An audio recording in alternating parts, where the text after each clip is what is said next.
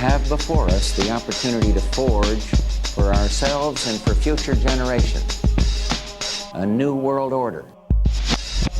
We can make a series of predictions of a sort about what will go on in the 1990s. The great story here is this vast right-wing conspiracy. Well, you know what they think of me? They think I'm the son of God.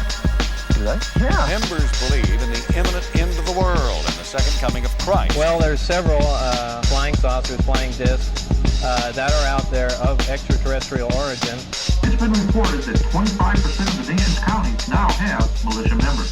The militia movement is now said to be the fastest growing organization in the country. The Illuminati, which literally means illumined ones, international socialism, communism, the Skull and Bones, the Russell Trust, the Jason Society.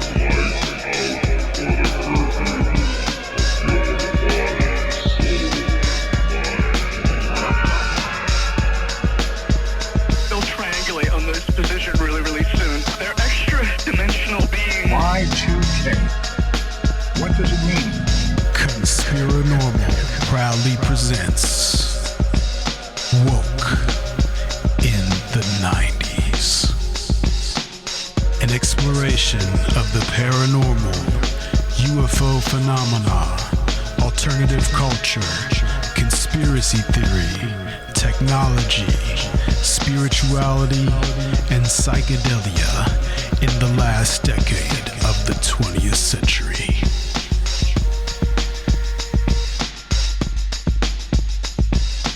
Woke in the 90s.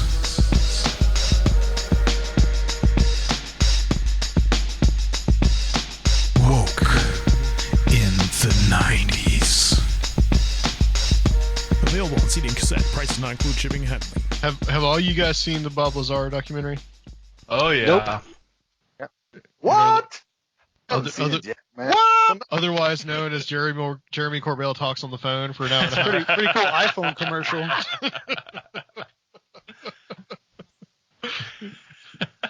I don't know. I'm watching it. I'm like, seriously, dude, really? Like, that guy is. It's all about him, man. That guy is like, yeah, he's really obsessed with himself. And we tried to get him on Conspirinormal, but he was too good for us.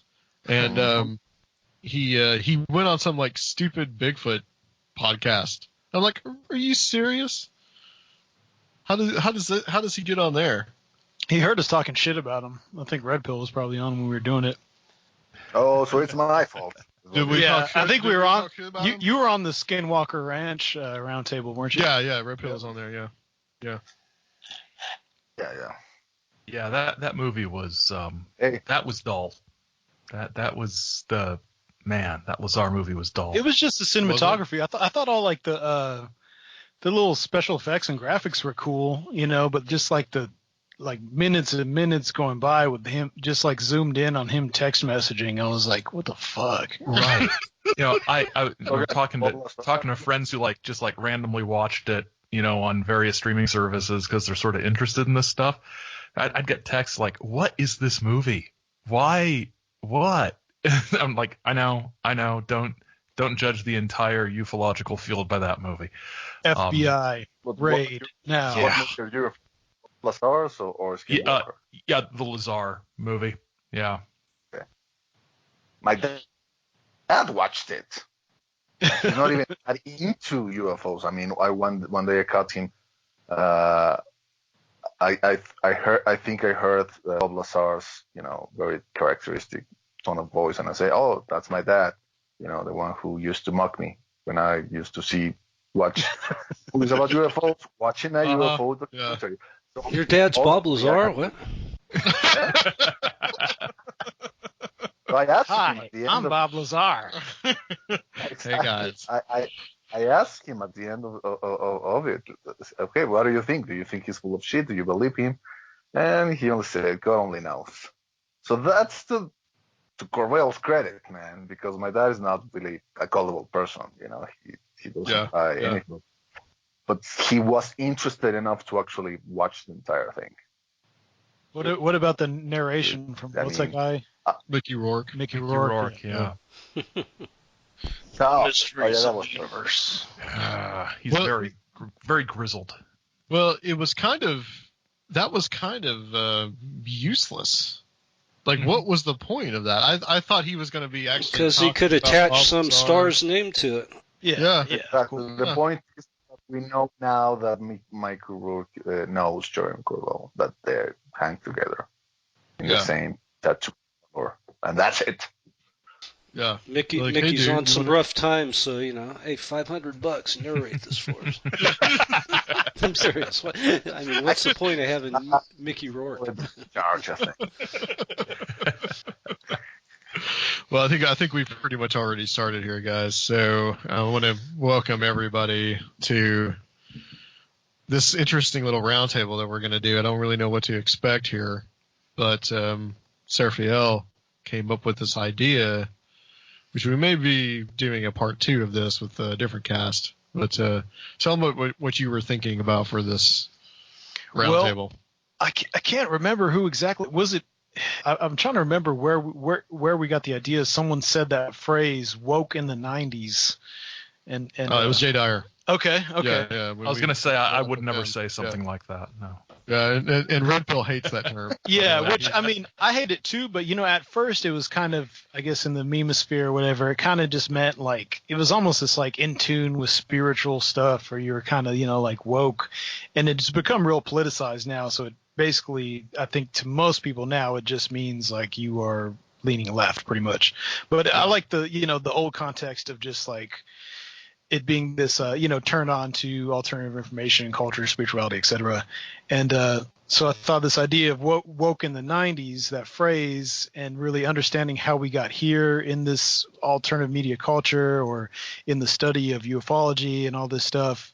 And really to understand that, I think you really have to understand what happened in the 90s, which is where most of us, I think, really got into this culture, got into UFOs, got into, all this kind of stuff. So I thought it'd be something cool to have and get some of the heavy hitters and people who were there doing work back then, and people who were studying it, and just do kind of a roundtable and help people kind of understand how we got here, from the last century and that turn of the century period, which I think was really important. Right. And I think to start off, the biggest aspect for me coming up in that time, and I was a teenager into my early 20s, was probably the X-Files was like the biggest deal. Yeah. I mean, that was the show on TV to watch at that time. And I recently, rewatched the entire series not too long ago. But so I think it's important that, we kind of talk about how that whole mythology of the X-Files really got set up too. And to do that, we kind of got to go back to the 80s.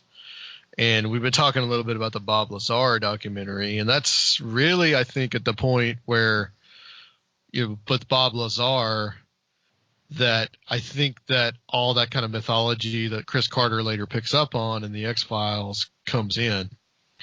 And I think we probably really should start, and Aaron, I know that you're really the one that kind of turned me on to this, which was the whole, UFO cover-up live. Yeah. And how that got started. And I know that Adam Gorightly, we've talked to you about some of this stuff before. And I know that, I listened, Aaron, to your presentation that you did in Halifax that you put up on the Saucer Life feed, where you talked about moving from William Cooper onto Phil Schneider. And that whole mythology, which Schneider I didn't even hear about till 2005. I didn't even no idea who the guy was. But I think that really all of this stuff that mythology really gets started in the late 80s and into the early 90s.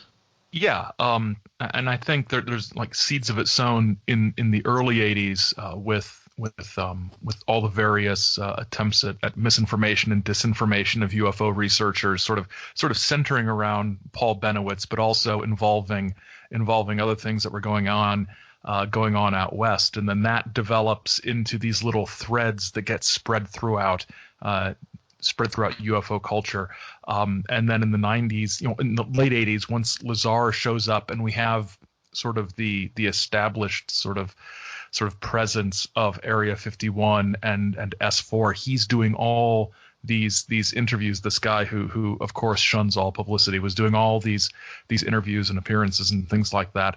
And then you had John Lear show up, and Lear and Lazar. And Knapp too. Knapp was sort of the media friendly handler for a lot of this, and I mean, is the media friendly handler for a lot of this. And he sort of is there also. But on the UFO side of things, you've got John Lear with his hypothesis, and then you've got Bill English showing up with, much like Bill Cooper, I saw things that when I was in the military, and I can tell you about them, but I can't produce them. You know, that sort of evidence, all pointing to a deeper, darker connection between the U.S. government and some sort of alien power than had been posited before. And by 1989, these things are showing up in presentations at MUFON, which up to that point had been, you know, fairly standard run-of-the-mill, we're filing reports on lights in the sky kind of organization, and getting into the abduction stuff. But they'd never been. I mean, it took Lear and Cooper and English threatening to open up a second rival convention down the street in Los Angeles to get Walt Andrus to put them on the MUFON agenda. So it really was that there in '89, you sort of see this change over to the conspiratorial mindset starting to become the driving force within a lot of aspects of ufology, and it's the same time that a lot of political conspiracism is starting to come of age as well. So that really is a real sort of point of catalyst at that time period. Yeah, and Adam, I know that you've been working on this for a little while. Some of this stuff, the same vein as well. Mm-hmm. Is there a question? Well, if there's anything that you wanted to add to what he just said, or oh man, well, that's kind of the might need to know about the thrust of this book I've been working on. That's almost done. It deals with that whole evolution of a lot of these memes and how all of this started. And Aaron mentioned Paul Benowitz. That's one of the nodes there. That's where it appears. A lot of this starts back with Benowitz, which would have been 79, and he was picking up on stuff over at Kirtland Base, where he lived just adjacent to that, and part of his research. A lot of things were going on then. You had the cattle mutilations too. All these things were coming together, and he caught wind of the story of Myrna Hansen, who this was basically 79, I think. She was in it was near Eagle Nest, Arizona, and she saw a cow getting sucked up into a UFO, and shortly after, she and her son were on that UFO where they saw a cattle mutilation going on, which was pretty strange. And so Benowitz took her under his arms. It actually happened with the state police there, and I'm trying to remember exactly what office there in New Mexico. She came into their office and was telling them her story. She was pretty hysterical, and they passed her on to Gabe Valdez, who was the go-to guy for cattle mutilations and weird stuff in the sky. And Valdez, in turn, contacted Benowitz because he had contacts with APRO, and that's where they brought in Leonard Stringfield to do the. Or was it Leo Sprinkle? Which one of those guys was it? I think it was Sprinkle. Yes, Leo Sprinkle, who'd been involved in doing regressions there for several years. I think he's out of the University of Wyoming. So anyway, out of all of this really came the first mentions of an underground base. Hansen claimed that, she had been... After her experience on the UFO, they had taken her to underground base, and they were doing some medical experiments on her, and she broke free, and she was running through the facility, and that's where she saw, the burbling vats with the hybrid babies and such that later, a good 15 plus years later, worked their way into the X-Files and similar stories that were emerging. So that's kind of the start of a lot of these threads. Myrna Hansen also had some type of implant. That was one of the earliest examples. And there was actually C scans and X-rays that there was something in her brain. Whether it was an alien implant is another story. So that's kind of where the story starts, that evolved over time and kind of hit critical mass there. We were talking about the 89 MUFON Symposium in Las Vegas. And to correct Aaron a little bit... go ahead. Yeah. Actually, boy, really, John Lear was starting, this is when he kind of broke into the scene. That was 89. In 88, he became the state director for Nevada MUFON.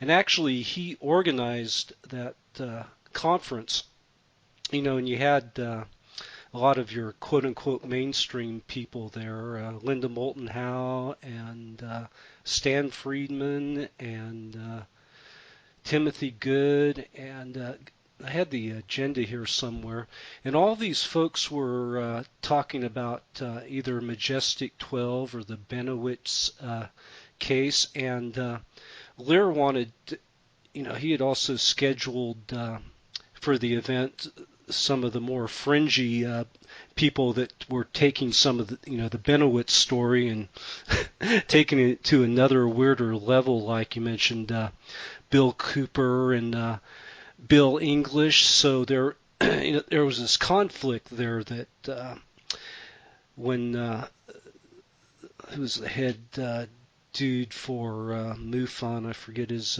name. You remember that? Who the head guy was? Walt Andrus. Yep.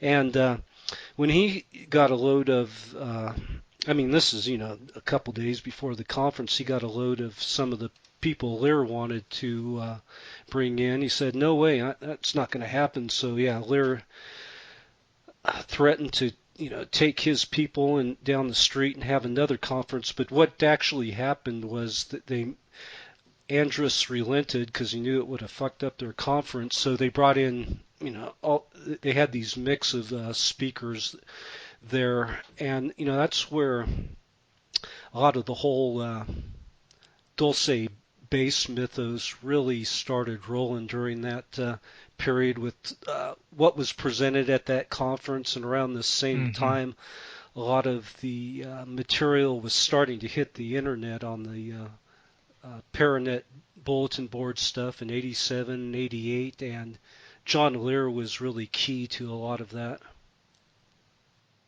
What's you guys' thoughts on John Lear? I mean, do you think that he was a disinformation guy himself, or was he just really just having fun with everybody? I think he's a guy who liked a good story. Yeah, and liked the party apparently too. Yeah. Yes. Yeah. I have trouble believing that after maybe some initial speculation that he believed much of it at all. I think his role in fabricating the Krill document, for example, as a way to sort of draw out people like Bill Cooper who weren't being on the up and up. I think that demonstrates a little bit of the imagination he had. He probably believed that the MJ12 documents were genuine. Probably because a lot of people did especially at that time, before a lot of the sort of hardcore debunking of them took place. But Lear's a weird guy. It's a weird guy. Well, let's talk about Bob Lazar, because we were talking about the documentary, and of course this is on Netflix now, so I'm sure a lot of people have probably seen it. But what's you guys' thoughts on Lazar? He, watching the documentary, he seems like he's just really earnest that he's telling the truth. So could he be telling the truth as he understands it? Well, I think that's a good way to put it. Yeah. I mean, yeah, he could. Well, one of the things he said over the years when he was at S4 was that he felt there was some theatrics going on there, that certain aspects had been staged for his benefit. So, he might have been manipulated. He claimed that, and a lot of it, a lot of this, some of the same stories that had been in ufology emerged with Lazar there, at Area 51.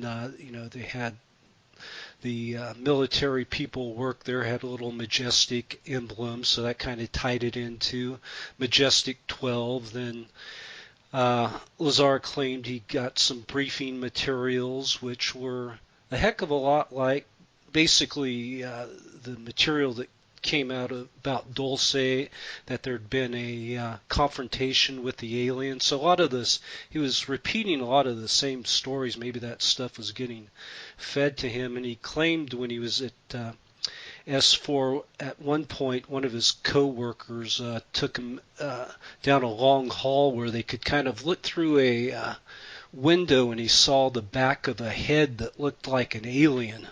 He wasn't sure. Later he said, well, it might have been some type of doll or something, that this was for his benefit to so he'd be passing on these stories. He also claimed that at one point there was a woman doctor and a nurse assistant there that was treating all the workers at S4, and that on several occasions he was hypnotized by this woman doctor.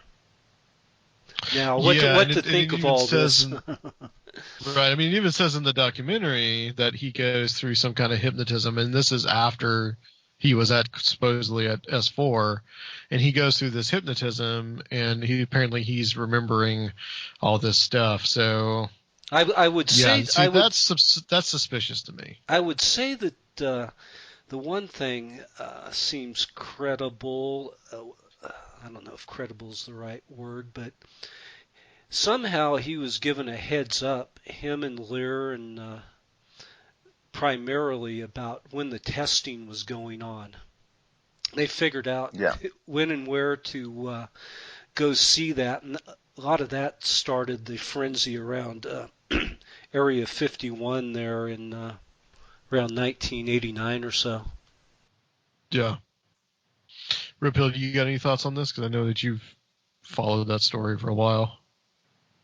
Yeah, I followed the story. I saw the documentary. I listened to the very, very long interview with Lazar on the Joe Rogan Experience podcast. I don't know. I mean, I go back and forth with Lazar. Sometimes I give him the benefit of the doubt. Not that he's telling the truth, but that he is an disinformation agent unbeknownst to him, right? That maybe it's because some of the things in his story are, to me, indicative of some kind of like psyops gaslighting process that was meant to drive him to go to the press, and spill the beans. All these tactics that he claims that he was suffering, people opening his car, even when he was carrying an Uzi, and then he goes to the gym with his friend, they return, and the doors of the car are open, but the Uzi is inside the car still. Even this love affair between his ex-wife and a pilot, because I guess the woman was taking flying lessons, well, where's the best place to find people who can fly? Well, in an air base, right? So I don't know. I'm not saying, oh yeah, well, the Air Force was the one that made his wife fall into an affair. But what I'm saying is that the way that they handle him doesn't really make sense if what he's telling is the truth, that he was involved in what will be the most sensitive and most delicate engineering project in the history of mankind, right? And when Joe Rogan asked him, why didn't they arrest you when they caught you after he took his friends to that testing, to one of those tests, and they were like, I don't know, I guess they were having a picnic or something, and they were grilling something, and that's when they catch him, and they let him go. And he says, well, I guess they didn't know how to handle me. Like, are you kidding me, man? Right. Yeah. Bullet in your head right there and then. Yeah. They could have charged you of any kind of. He claims that they erased his school records. So someone who has the power to erase your school records probably has the power to fabricate phony charges to get your ass in jail and let you rot there for 30 years. Oh, yeah, or worse, I mean, people die all the time, right? If this stuff's really that sensitive, I agree with Red Pill. I mean, it's just, it's so clear to me that he's been allowed to say the things he said. So the question is why? Yeah. Do you think that this is the same kind of thing that's described in Mirage Men with Benowitz and Richard Doty? I mean, is this probably the same kind of program? We're not talking about too many years between the two. We don't know for sure. There's some of the same players you see over the years that seem to be involved in all of this, and Lear might have been playing that role. He was really at the kind of the key guy at a lot of points in this story. It really, he came to fame around the period of that MUFON symposium, but it really started with George Knapp interviewing Lear in, it was probably 87 or so he had a public access show in Las Vegas there.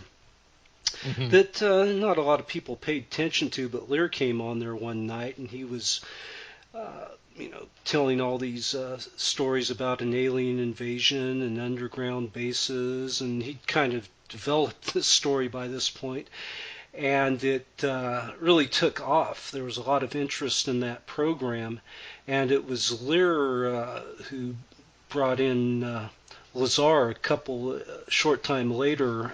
Lazar came on Knapp's public access show. At that time, he was going by the name of Dennis. And so it started this craziness going on, and I caught wind of this. I wasn't aware of what Knapp was doing at that time, but in 1989, I've always been into AM talk radio, at least I was back in that period, so I'd be tuning the dial, and I happened upon this show in Las Vegas called The Thing with Billy Goodman.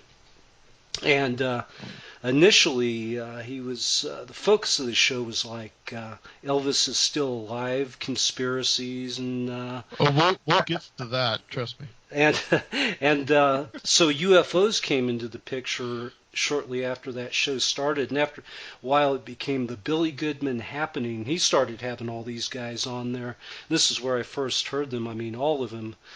Lazar and Bill Cooper and Lear, this predated Art Bell by a number of years, and the show became real popular, and it was on wasn't a real heavy big watt station, but at night, it was after 10 o'clock, so it really traveled through different states, and that's how a lot of people learned about these guys, Bill Cooper and Lear and Lazar, and Bill English was on there, and just a whole bunch of really entertaining stuff for that period. That's how I learned, about a lot of this, how I became woke. Right. Well, that makes me think of the just the media landscape. Like, I know you all have mentioned how the beginnings of the internet, was a big grounds for spreading this information. But at the time, you had a zine scene, you had smaller book distributors and VHS catalogs, things like that. Can you guys talk about some memories of that kind of stuff? This is kind of pre-internet, before the internet really takes over the paranormal UFO conspiracy scene. Well, I will say that one of the things that always sort of hooked me into it in the early 90s when I was in high school. This is the next episode of the Saucer Life is coming up. We're going to be looking at the Weekly World News, the Bat Boy and stuff like that. But yes. Early on, they back in the early 80s, they did some actual UFO reporting because UFO organizations, sold them the stories and the commentary and stuff on it. But one of the things looking through these in 1987, 1988, 1989, what you have are, in every issue, you've got at least one giant full-page tabloid-sized ad with probably 2,000 words of text by Timothy Green Beckley selling one of his crazy Timothy Green Beckley books. So this is where I first saw, mention of Commander X and stuff about underground bases. And I heard about Dulce by reading the ads for Tim Beckley's books that he was selling in 91, 92, 93. And so then, I sort of heard about it, and then went to college a couple of years later and got on Usenet and went to alt.alien.visitors and soaked up all the reposted stuff from the old Paranet BBS and found all these gopher sites with just piles of documents and FTP sites and the web was starting up, but there was nothing on it yet. So everything was Usenet and you'd get an IP address for some FTP server somewhere, and you'd go and it would be the same stack of text files that had always been there. One time I found a text file full of IP addresses for U.S. Air Force bases. And I decided one Saturday night, I was going to try to, use Telnet into these Air Force bases, and until my roommate just walked over and unplugged my computer and says, we do not need to get shot. Okay, just stop. So he sort of talked some sense into me. I was 19. I thought it was a great idea, but that was sort of my path was man, God bless Tim Beckley. He put so much stuff out there that hit a really wide audience that wasn't able to listen to these radio shows or didn't know about them and weren't on the BBSs. Those inner light and global communications press stuff, you could find them in any bookstore. That guy is something else, by the way. He is. really is. We had him on last year. I mean, he is a wealth of information. Yeah, I got one of these catalogs around here. Yeah. Hey, I wanted to mention, as we were talking about Billy Goodman, how that kind of evolved. The show itself didn't last too long. Became real popular real fast. It was remember the time it started from 10 to maybe 2 a.m. Then they started getting all these threats and stuff, and they kept changing the hours to midnight to 2. Then the last time it was 3 a.m. to 5 a.m. Who's going to listen to that? And it was he was driven off the air, because he was real popular. I don't know if he was actually, because he was having all these quote-unquote government whistleblowers on there, if it was actually that or just your average kooks threatening the station. I think there was a bomb scare. But during this period, Goodman and people involved in the show started organizing these bus trips out to Area 51, and that's where the whole thing started with the Rachel Cafe. Then they named it the Little Alien. Had some early conferences there with the usual suspects. Lazar, Cooper, Norio Hayakawa was real key to organizing this stuff, and that's when they started having these rallies, because they meet at the Little Alien, then go out to the Black Mailbox and go up to Freedom Ridge or wherever it is, and it started drawing huge crowds. So at one point, eventually, the Whack and Huck goon squads came in there and cut off access, and that's when there were some protests that started, and they had rallies out there, and it kind of reminds me what we're talking 20 years later. Now they're talking about we need to storm Area 51. There's a fantastic essay available on the Daily Grail for free.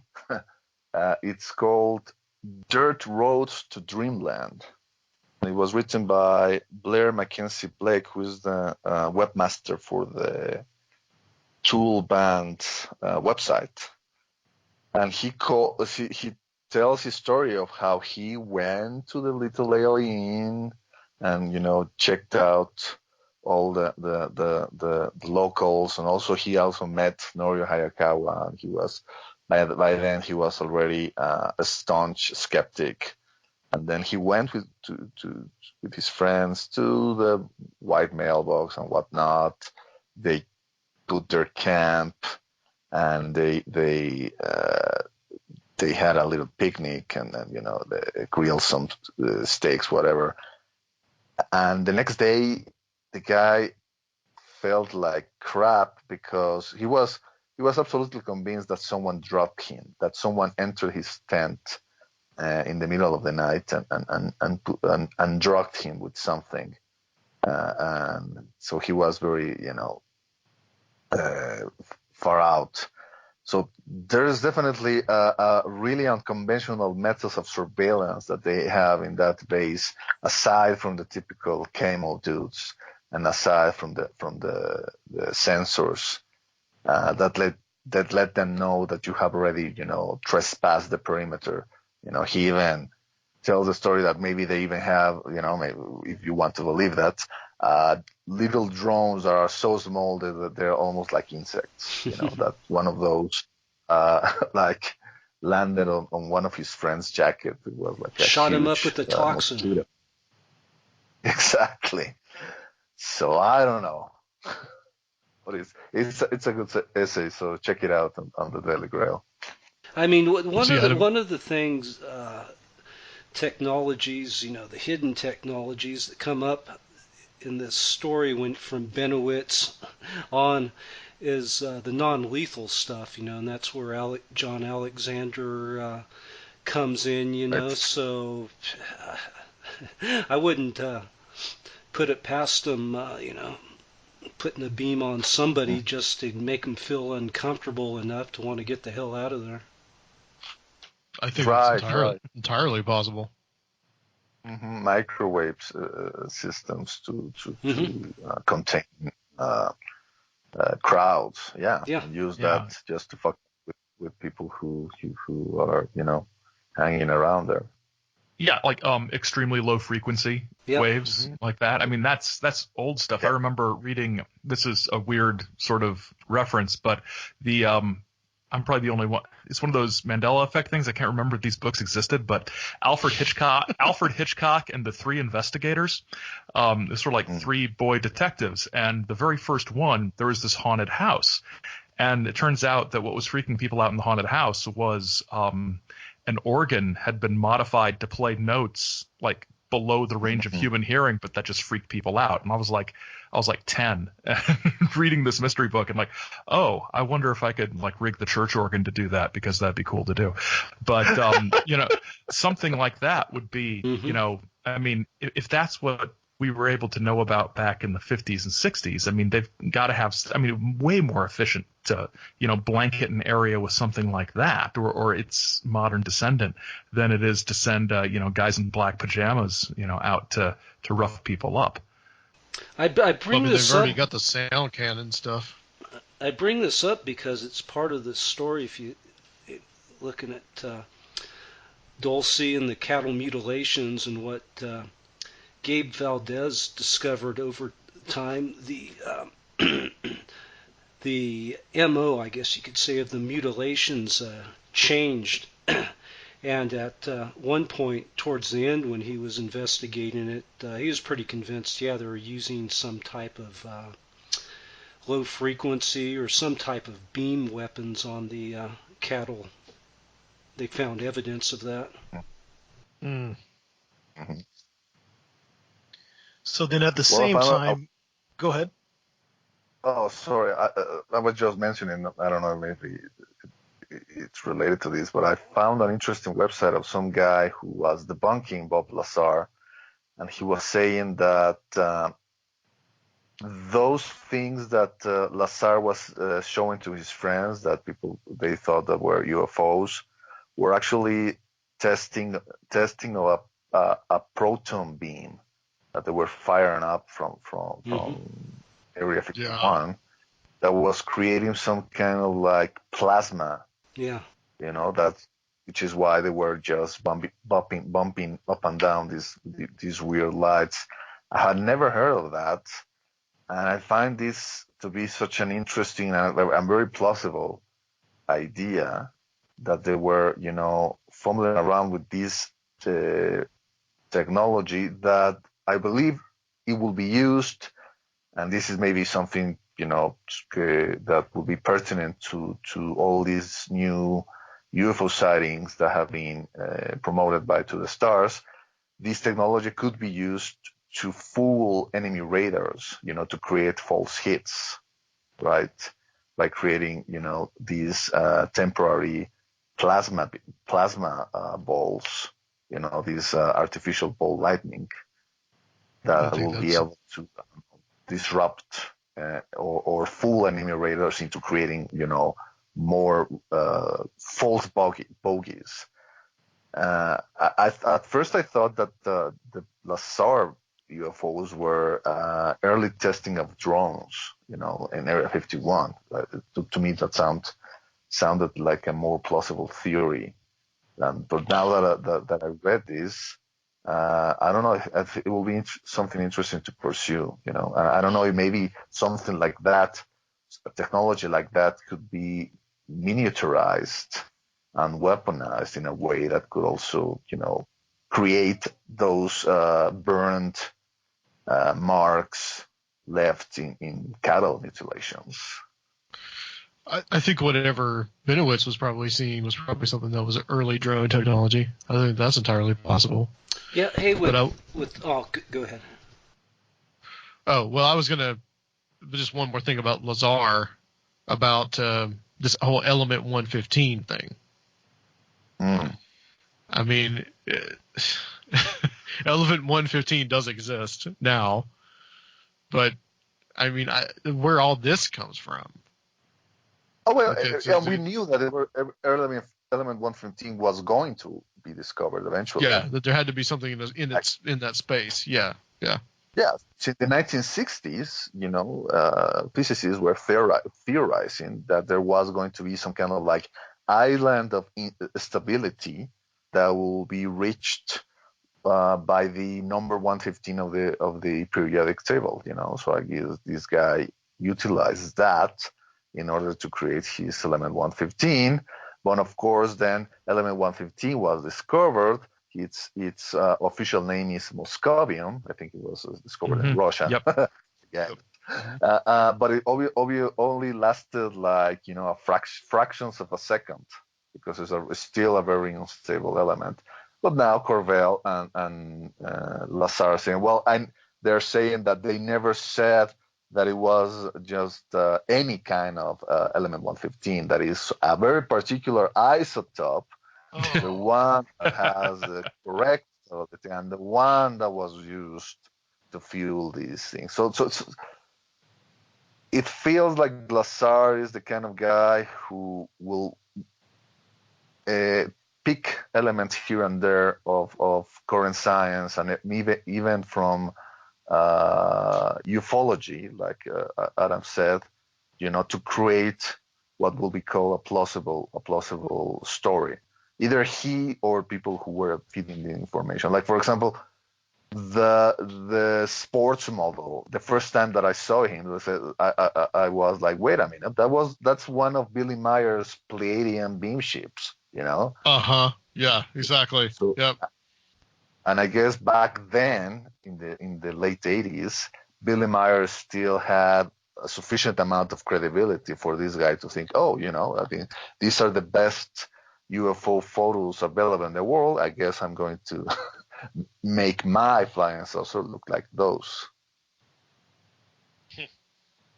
Interesting. Well, something that we touched on, you know, as far as what was the origin of what was going on with some of these figures, and it kind of gets into the realm of mind control, which had been kind of going on in the conspiracy underworld as far as the Satanic Panic and some of this mind control stuff was already going on in the 80s, but really picked up in the early 90s too.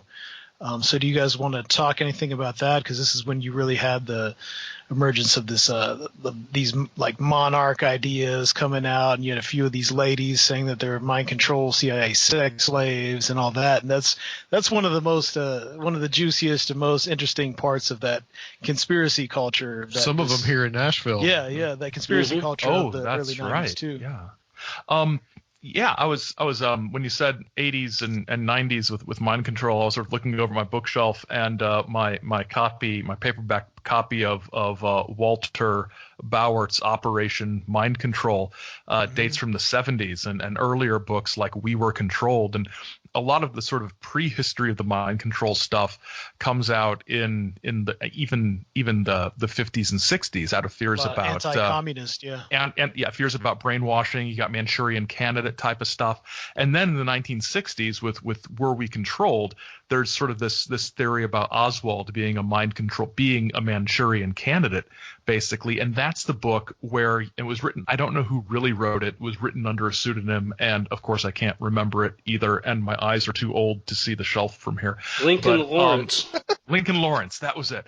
And this is where, when later in the 90s you hear about people like Dr. Jose Delgado, you know, pioneering like mechanical implants to control people's minds. You had Lincoln Lawrence talking about that in Were We Controlled. So the seeds were planted back in the late 50s and 60s and 70s, and then when the MK Ultra stuff, you know, becomes public knowledge, and you've got Richard Helms saying, well, there was more paperwork too, but we accidentally incinerated a bunch of it.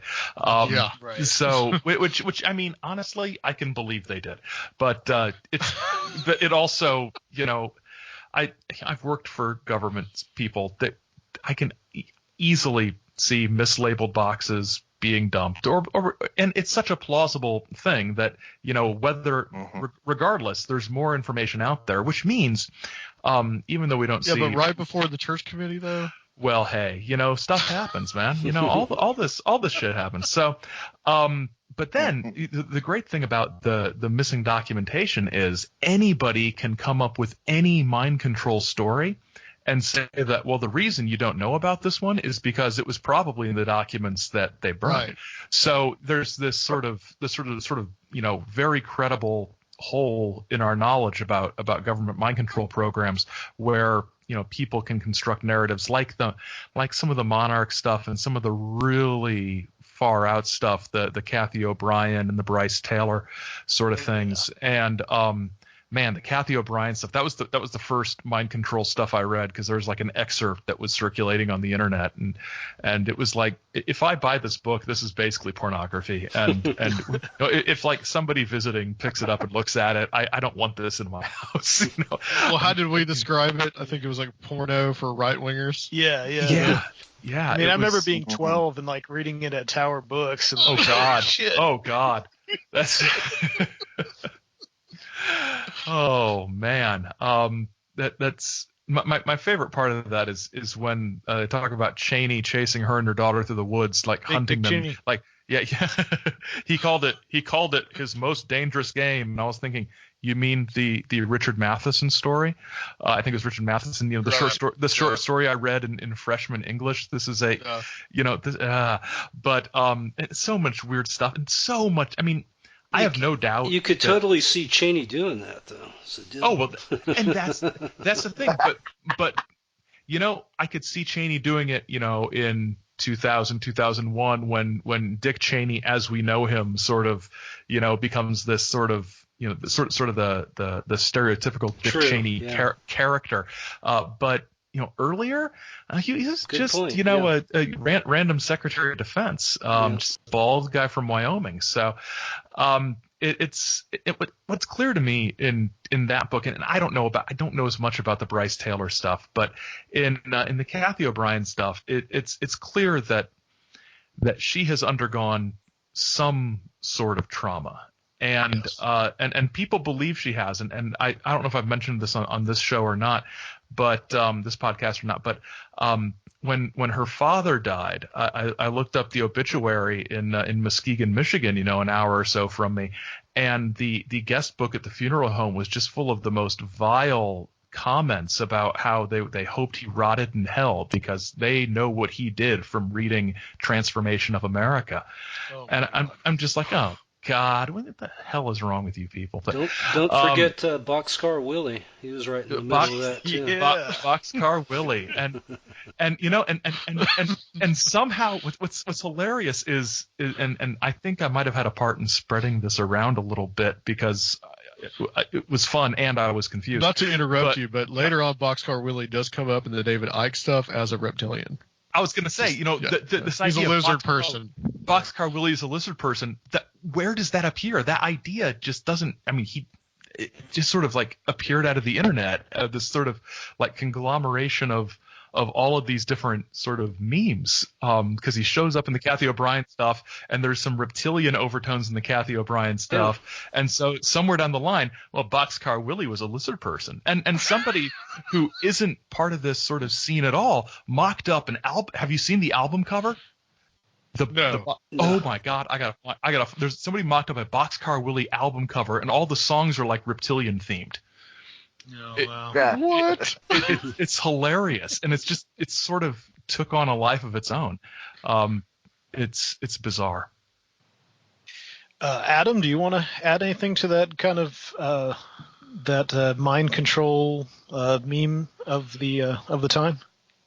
I'll add to. Oh, not me. Go right. Yeah, I was before we got going on this, I was thinking of we were talking about the beam weapon type stuff, technology going on, and maybe microwaves trained at people. It's mind control. That's what a lot of the TIs suggest. They're being targeted with microwaves. And Benowitz had this thing pretty early on when they were doing the regression sessions with, what's her name, Myrna Hansen, that he was convinced the aliens were beaming him. And in fact, when they did those regression sessions, Benowitz came up with what he called ground rules for regression, and one of them he described in the Project Beta papers is to be able to regress Myrna Hansen. They needed to deflect those beams away because the aliens would be screwing with the operation, and they try to undermine the regression session. So he took his Lincoln Town Car and they put several layers of foil, or aluminum foil, around it to block the alien beams. But so Benowitz became. Was that the origin of the aluminum foil hat? I don't know. It might have contributed to that, but Benowitz became convinced, that the aliens were beaming him, and he came up with a whole system to deal with this stuff. But and he claimed he could feel their scan, when they would scan him periodically, and even it showed some burn marks. And Bill Moore talked about it too. I think it was an episode of Radio Mysterioso where he was with Benowitz one time, and Benowitz was talking about the scan that was going on, and Moore claimed that he felt it himself. It was like somebody was doing a survey of him. He could feel that beam running across his body. So there was that going on with Benowitz, and there's also these orbs that showed up in his house. And different people claim to see him. I mean, the sources are a little sketchy. It's more in Benowitz, but other people who were involved with cattle mutilations during that period, ranchers and stuff, saw orbs at their property that would, like, you'd see them, they'd kind of show up before a cattle mutilation, and there was even read one account where there was a scientist who went out to one of the mutilation site and found actually an inert orb sitting there that they took in and analyzed it. And what Greg Valdez talks about, they found some crystals inside this orb, and what Greg Valdez speculated, they were using these orbs as basically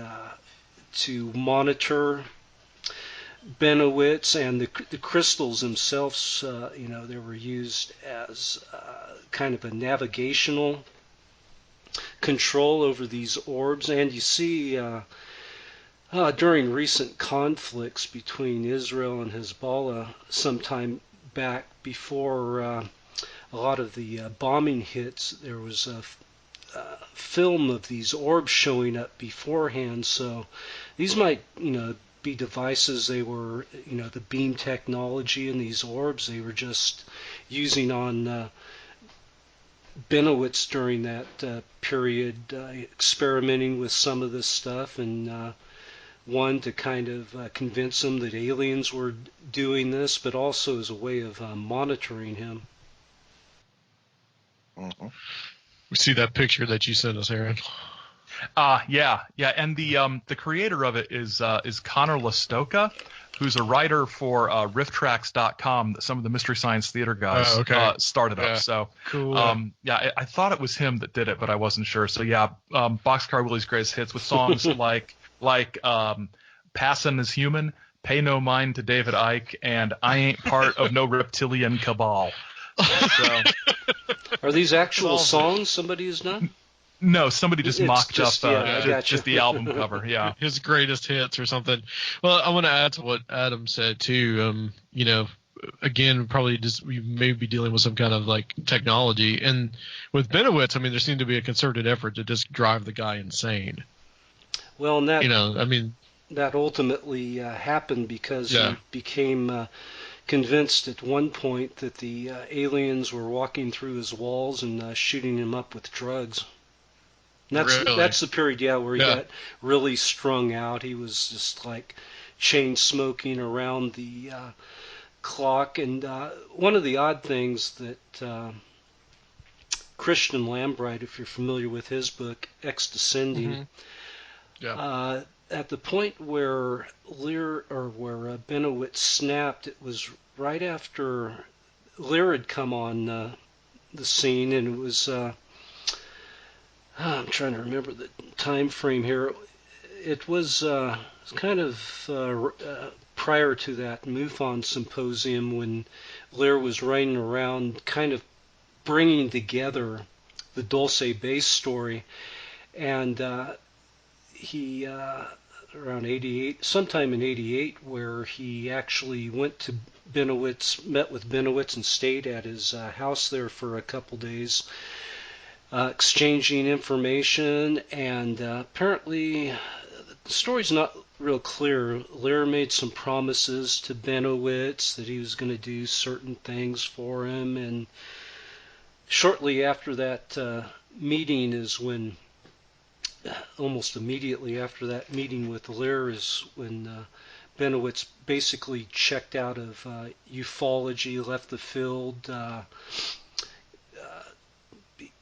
basically canceled his phone number, and so something happened with him and Lear. A lot of people speculate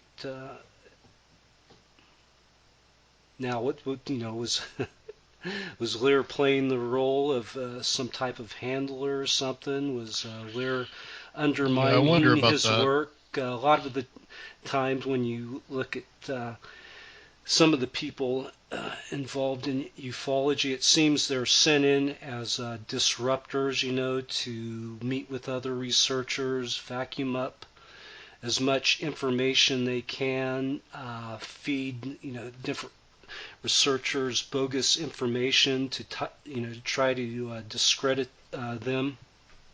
And if that was Lear's,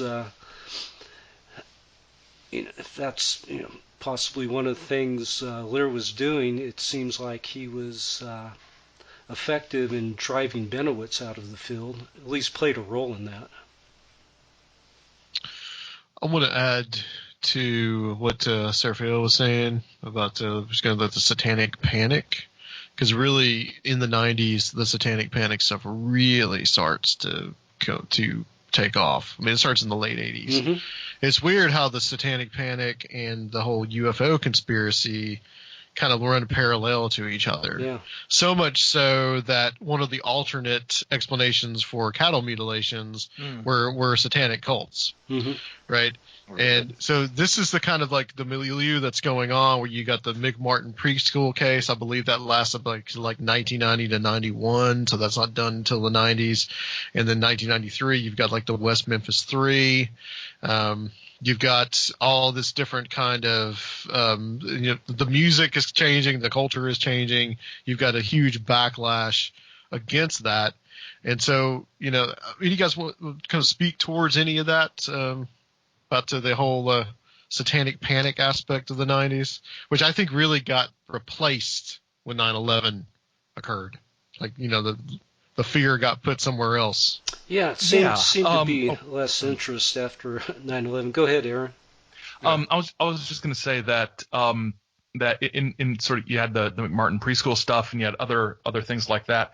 You've also had a book in Christian circles, especially evangelical circles, called The Satan Seller by Mike Warnke, that came out in '72. And I remember, hearing him on the radio doing his whole "I was a former satanic high priest" spiel. There's lots of those.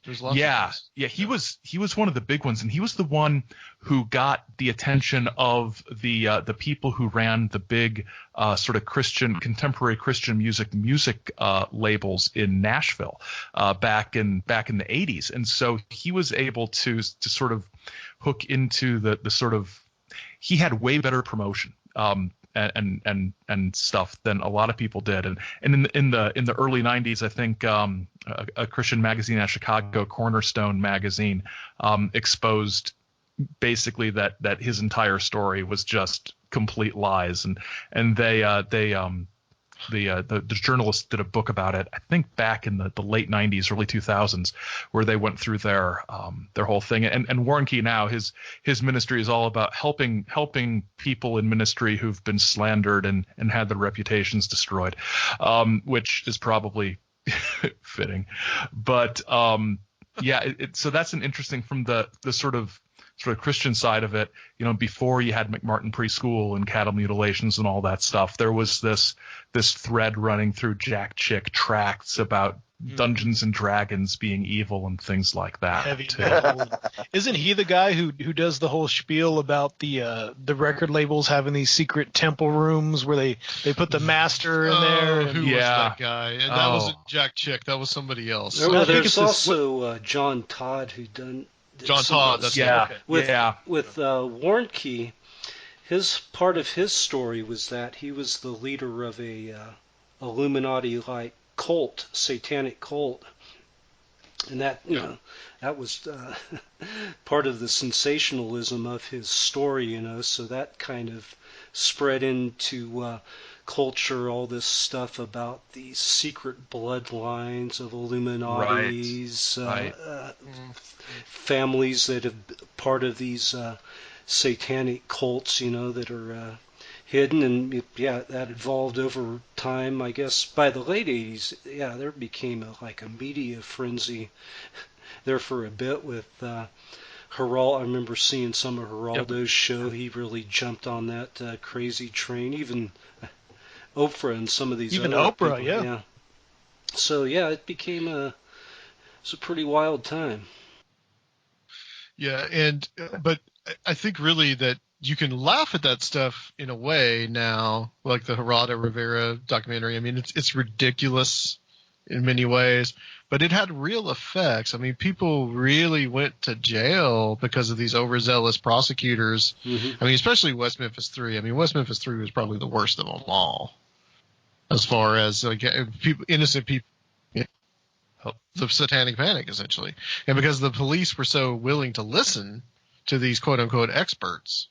Well, yeah, and some of the experts were, basically conspiracy theorists like Ted Gunderson, who really pulled all of the Satanic Panic stuff into conspiracy culture, and his bona fides was that he had formerly worked for the FBI. I think ran the Los Angeles field office, so he could point to that. Yeah, I'm a former FBI agent, but now I'm here to, tell the truth of what's going on. This was, of course, after he retired. He never brought any of this stuff up when he was still an active FBI agent. Gunderson seemed to jump on any type of story and connect, these Satanic Panic stuff and connect them to MK Ultra mind control. But it gave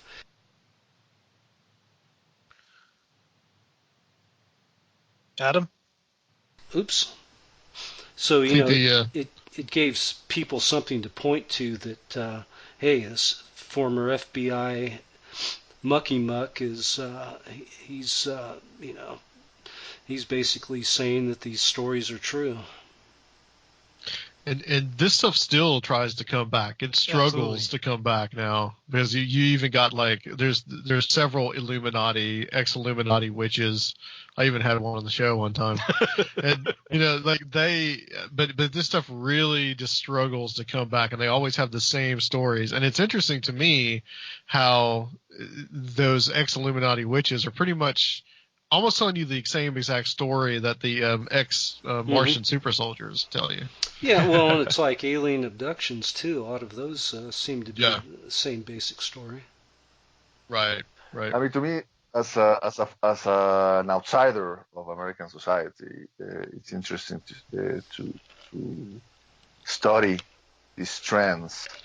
The Satanic Panic, being such a backlash from the 1970s when everything went right, sexual experimentation, drugs, all these, which then some sectors of American society got tired of it, and that's when you get the moral majority, winning the White House and refusing to let it go.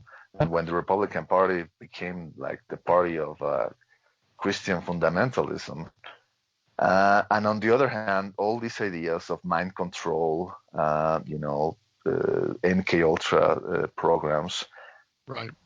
To me, it's obvious why Americans are so scared of it, because American society, I mean, the first and foremost thing that Americans value is their individuality. Their so-called individuality. So the scariest thing for them is to be deprived of that, whether by the use of subliminal messages or by the use of some kind of like strange technology, or by the use of people with a different political agenda that are going to take away their God-given rights. So all of that plays with the paranormal, obviously, because in the paranormal, those fears some kind get boosted out of proportion, right? Yeah. Was there any bleed over into Mexico at the time? With those ideas, mind control or Satanic Panic? Well, maybe. What we have in Mexican society at the time in the 1980s is the fear of the narco-satanicos. Yeah. The idea that drug cartels, some of those drug cartels were performing satanic rituals which we now understand that were not the case. They were just one of the, I don't want to say the early displays because it's actually not the case, but the first time that the mainstream of Mexican society got in touch with what we now know is the Santa Muerte cult. Yep. Right? Mm-hmm. So if the police busted a drug house, and seized a few kilos of marijuana and some guns, and they found, oh my God, what is this strange statue of a skull with some candles? Oh my God, this is obviously that these guys worship the devil. And maybe in some cases there were rituals in which some kind of like blood rituals, maybe some kind of like animal sacrifices went down. Maybe even something worse, because we cannot discount the possibility that some devout followers of Santa Muerte also sometimes go to extremes, which has been the case. Even recently, there was a very notorious case of a serial killer, something that is extremely rare in Mexico, by the way, that killed women, then performed necrophilia with them, and also used their body parts for strange Santa Muerte rituals.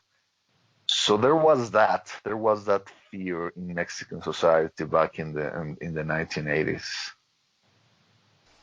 Well, there was that group in Montemoros. Remember that? Yeah. Which one? That got tied into all of this satanic conspiracy stuff, because there were some people murdered out there that were ritual sacrifice, if you remember that whole story. And that got kind of blown out of proportion, I think, and, tied into a larger grand conspiracy. That was all going around that Satanic Panic period.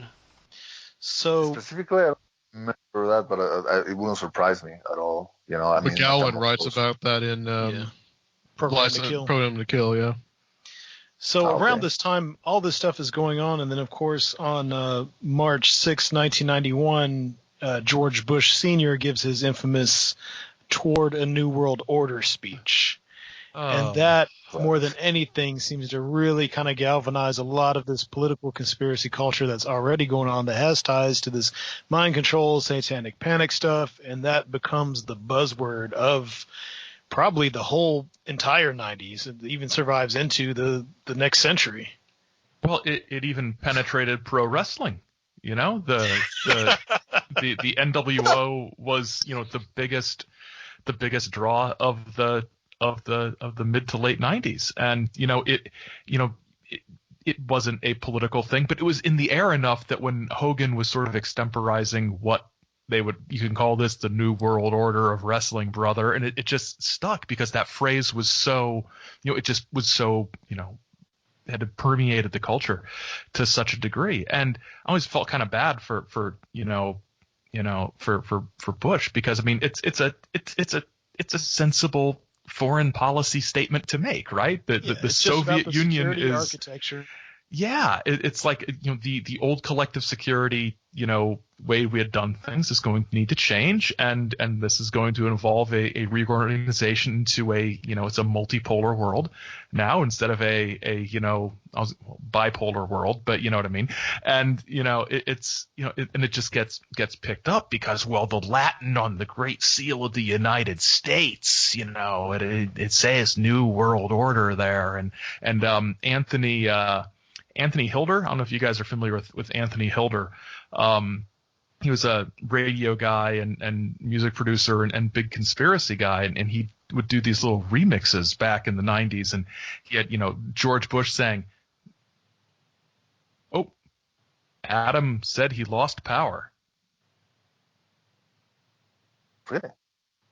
I'm still here. Yeah, Adam saying message. Yeah, wow.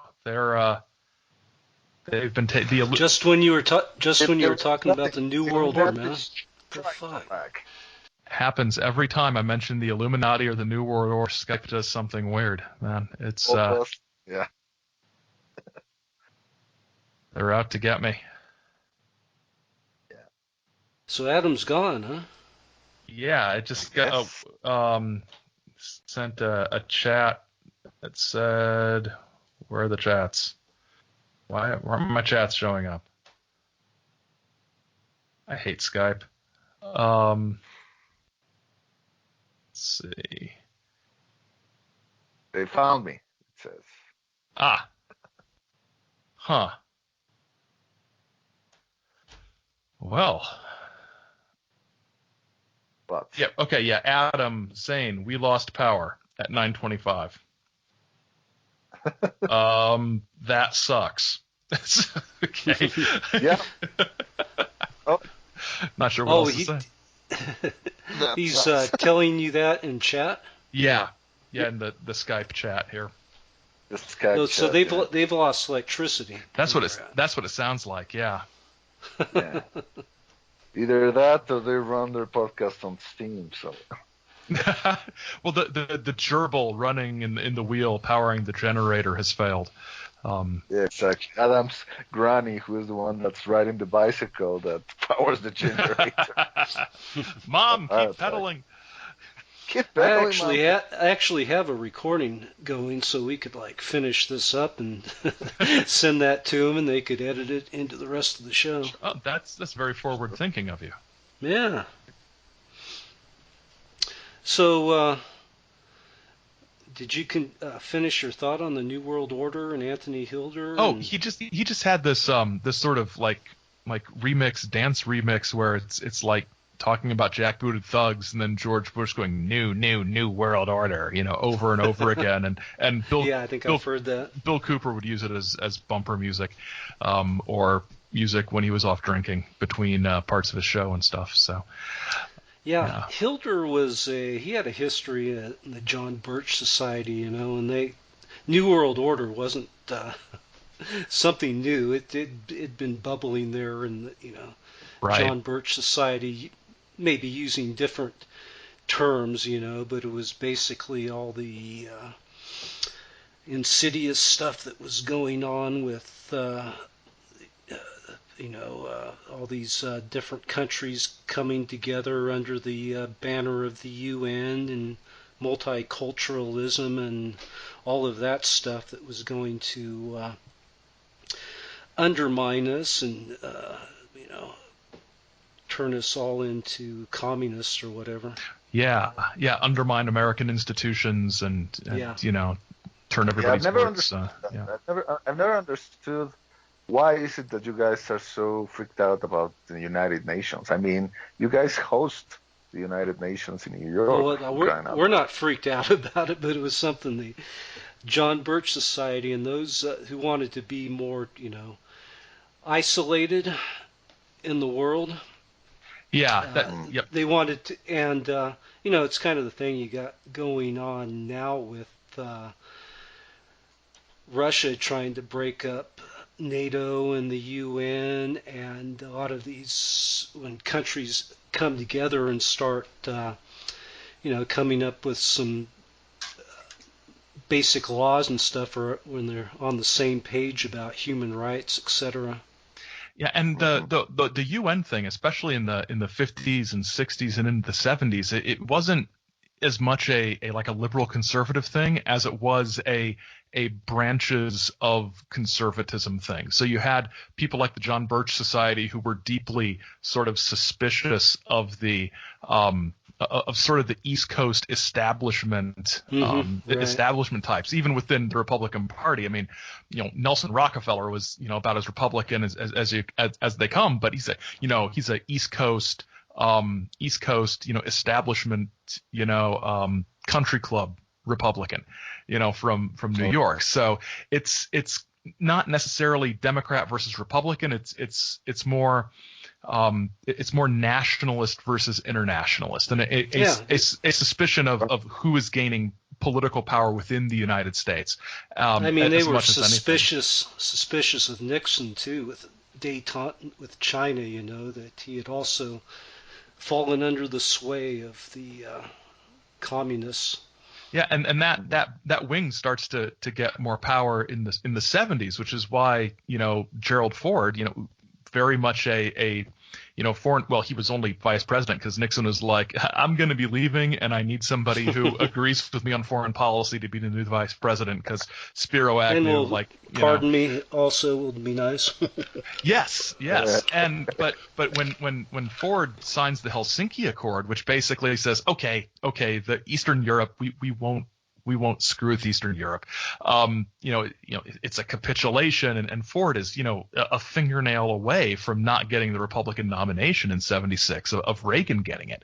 And in order to sort of get that nomination, he basically has to say, okay, yeah, we'll walk back a lot of that stuff and we'll be more hardline.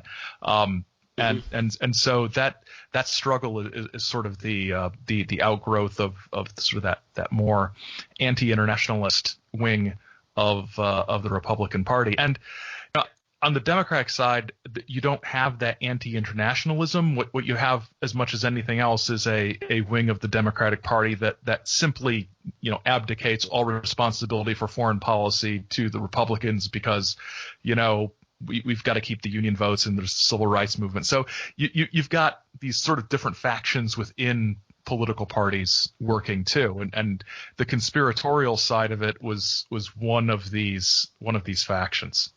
You just heard like week 13 of my U.S. history class right there. So nice. And so then after Bush said that is when people really jumped onto the New World Order thing. Like you said, Bill Cooper. Every episode was about the New World Order and all the people involved, whether it was the Bushes, then the Clintons, and on and on and on, until we finally got Trump in there, who's going to bust up the whole damn racket of these internationalists. Oh yeah, he's the man with businesses all over the world is clearly not an internationalist in any way. No.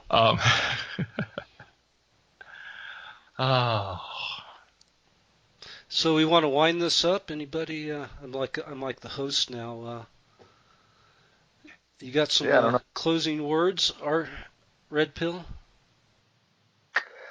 I don't know. I mean, the 90s were obviously important to me because I started to get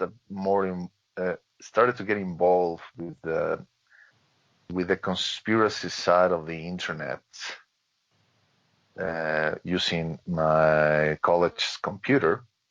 I was reading all this stuff about Bob Lazar, S4 and Area 51 on the Groom Lake Desert Rat newsletter. Mm-hmm. Oh yeah. Oh yeah. Glenn Campbell. Yeah. When I was reading, forget Bob Lazar. You have to learn about J-Rod. The guy building these flight simulators for the pilot school actually learn to fly the flying saucers. And also when I learned that apparently Hungarian is the language that is closest to how the aliens speak. Having tried to learn Hungarian when I was a kid from my grandpa, who promised me $100 if I could carry on a conversation in Hungarian with him, I can absolutely see that. It's a weird language. George Soros is Hungarian. It all comes together. Yeah. It all comes full circle. So but I guess the conspiracies back then were when you see what's going on right now with the world, Pizzagate, QAnon, those conspiracies from the 90s were harmless and even cute, kind of like, oh, well, people are trying to educate themselves, away from the establishment and the grip of the man. But now is like people are really, really angry, and they're trying to find an outlet for that anger. and that outlet is conspiracy theories, and conspiracy theories are turning darker and more troublesome. Well, I mean, the people are turning them darker. They've been weaponized as political propaganda, basically. Mm-hmm. Yeah, exactly. And also the fact that now conspiracies and mainstream politics are, crossing the streams more than ever, right? I mean, you have a conspiracy theorist in the White House. Every time he opens his mouth, he's complaining about all the people that are out to get him. The fake news, his political adversaries, Mueller. So it's really weird. Here in Mexico, something similar is happening. We have a left-wing populist, but his rhetoric is really similar to Donald Trump's. He hates independent media. He has said that he would like the media to be nice to him, because that's the job of the media, to cuddle to the president.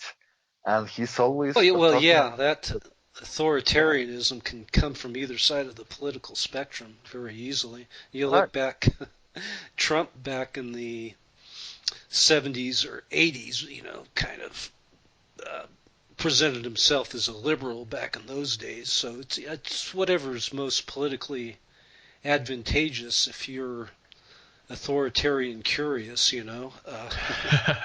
It doesn't matter what end of the political spectrum you're on. I think in the 90s, from my perspective, I see what you're saying about the sort of more innocence of the conspiracy theories, but then at the same time you had things like the Oklahoma City bombing that was driven by conspiratorial thinking about a tyrannical government under the Clintons, and they did refer to it as the Clintons. They were evil co-presidents. Oh yeah, totally. And so you had that sort of conspiracism, blossoming into direct action like that. And I think the 90s were the period where the conspiracism of the 70s and 80s sort of became much more mainstream. If you been doing some reading for a project about what was going on out west in the 70s and 80s, and the Posse Comitatus and Gordon Kahl and that started pretty close to where I live. Yeah, and it's town of Mariposa. Right. And it's and so a lot of the rhetoric of the Posse Comitatus and the tax protest movement, it's been there for decades. And in the 90s, not just because of internet, but also because of AM and shortwave radio, at least here in the States, you start to see those messages spread. And cheap, and this is something that doesn't get talked about enough, the importance of cheap photocopying to spreading these ideas as well. When you can go into any strip mall and find a Kinko's and run off 500 copies of your newsletter and get bulk mailing rates, that's a pretty big advantage over the old days of mimeographs and typing things up on stencils and things. So one of those technologies that doesn't get talked about as much. Yep, that was kind of the really what got the zine movement going, was more access to copying machines. They were a lot cheaper by that time. As we got into the 80s, anybody could do it. Mm-hmm. Is Adam back? Yeah, there's Adam. I'm here, but I'm on my computer. So has someone been recording the conversation? It is. I have been recording it, so I can give you. Oh, nice, awesome, good. You're a lifesaver, Gorightly. I just have an automatic recorder that comes up. So yeah, that's good, excellent. When I watch Skype. All right, let's let's get hooked back into him, Serfiel. He's going to try to... Sorry about that, guys. Lost It's power? just a bad storm. Just rolled on through and just knocked the power off for like 10 minutes. And knocked off the recording that we have. As soon as I mentioned as soon as we talked about the New World Order, so. As soon as we talked about the New World Order, that's exactly what happened. Yeah. There's no coincidences. I suspect it's some combination of the HARP array and chemtrails. Yeah, something like that, right? Mm-hmm. Yeah, I'm going to start see, and we can record in Skype too. So it may be a good idea. If you're recording anyway. Excellent. Yeah, well, you're a lifesaver, man. We owe you one for this one. Get you to Nashville, get you to where the stars play, and the Fiddler's Inn. That's where the mind control center is, anyway. Oh, yeah? Yeah. Supposedly. So, Boxcar Willie hung out That's where there? Boxcar Willie hung out. So let me, I'm going to hang up here, and we're going to call you back from Serfiel's computer so he can record. So, from what I can tell, Leo Sprinkle appeared in the Weekly World News like a dozen times in the 80s. It was weird. He was like their go-to alien abduction research guy. Yeah, like we were discussing, they probably had an APRO contact. APRO was feeding them stuff. Yeah. I would guess. And then after APRO was gone, they just kept sort of kept Sprinkle on the line, and then Stringfield showed up too, talking about an underground base, and Bill English was the featured expert in the Cash Landrum article. But then by the time you get to the whole like space alien meets with President Bush, they've got a fake UFO researcher, Nathaniel Dean, that at least I can't find any trace of him anywhere but the Weekly World News. He's sort of like Ed Anger, or Dear Dottie, it's just one of the people they come up with. But the hardest thing in this episode is not just making the whole thing Dear Dottie columns, because that was the funniest thing in the newspaper most of the time. But I am including some Dear Dottie stuff.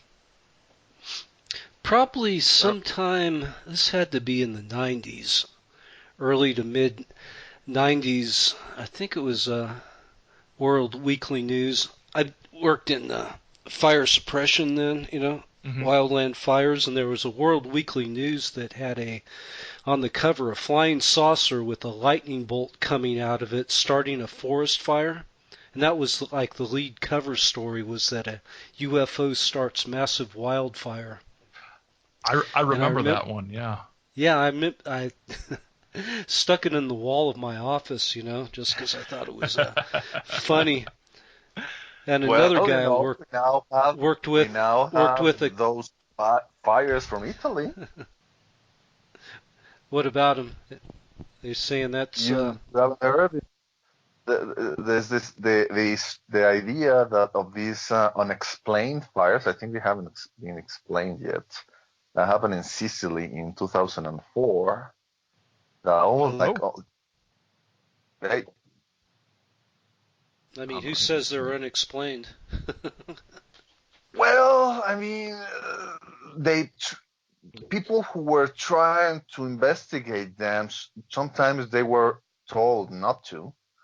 So there's this idea that maybe there were arsons perpetrated by the mafia, but still, they're strange, Maybe people thought they were kind of like poltergeist activity. Well, the guests continued without us.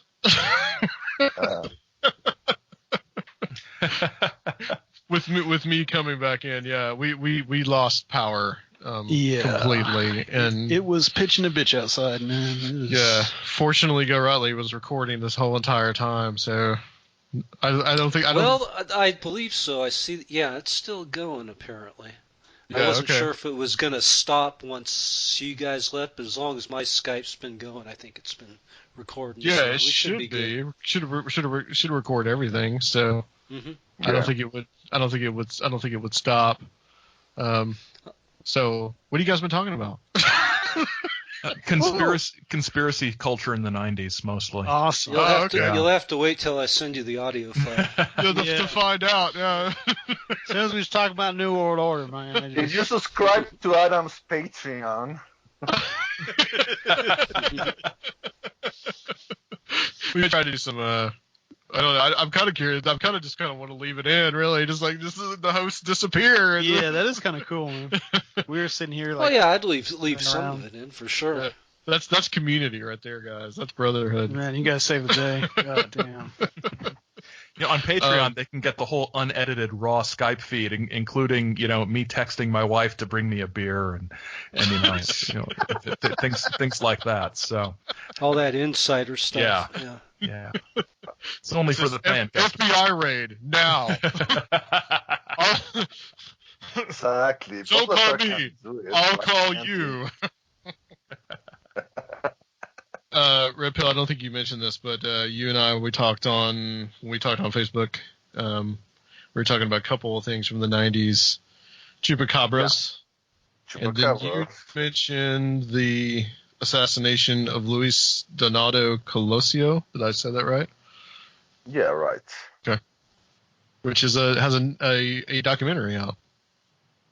Yeah, which I haven't seen yet. I'm ashamed to say. I remember it very well when that happened. I was in the workshop at my college. It was probably 2 p.m. or something when someone came and said, "Yeah, they just killed Luis Donaldo Colosio," and everybody was like, "What?" Because totally unprecedented, a presidential candidate being assassinated.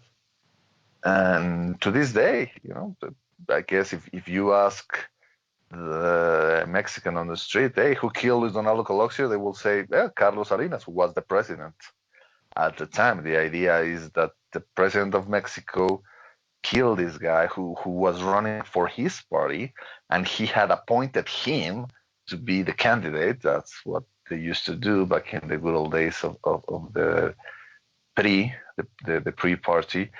But at some point, I guess Luis Donaldo started to go rogue and started to annoy Salinas. There was this speech that he gave. I don't remember when, when he said, "I see a Mexico that is hungry for justice," and I don't think that sat too well with the president. He said, like, "What are you saying, dude?" And also, and during those days, we had the problem of the Zapatista rebels in the south, right? Which was also really unprecedented. For a Mexican that was born in the 70s and then was in his 20s in the 1990s, to see, oh my God, there's a guerrilla in Mexico, like something that you used to only read that happened in Nicaragua and Guatemala and the other countries in Latin America, but in Mexico we have managed to avoid it, right?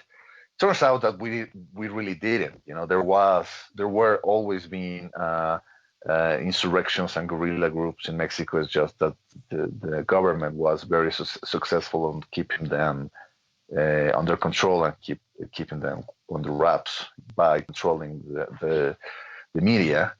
But yeah, those were really, really wild years. And also, I remember in 1996, there was another guerrilla group that appeared in the state of Guerrero.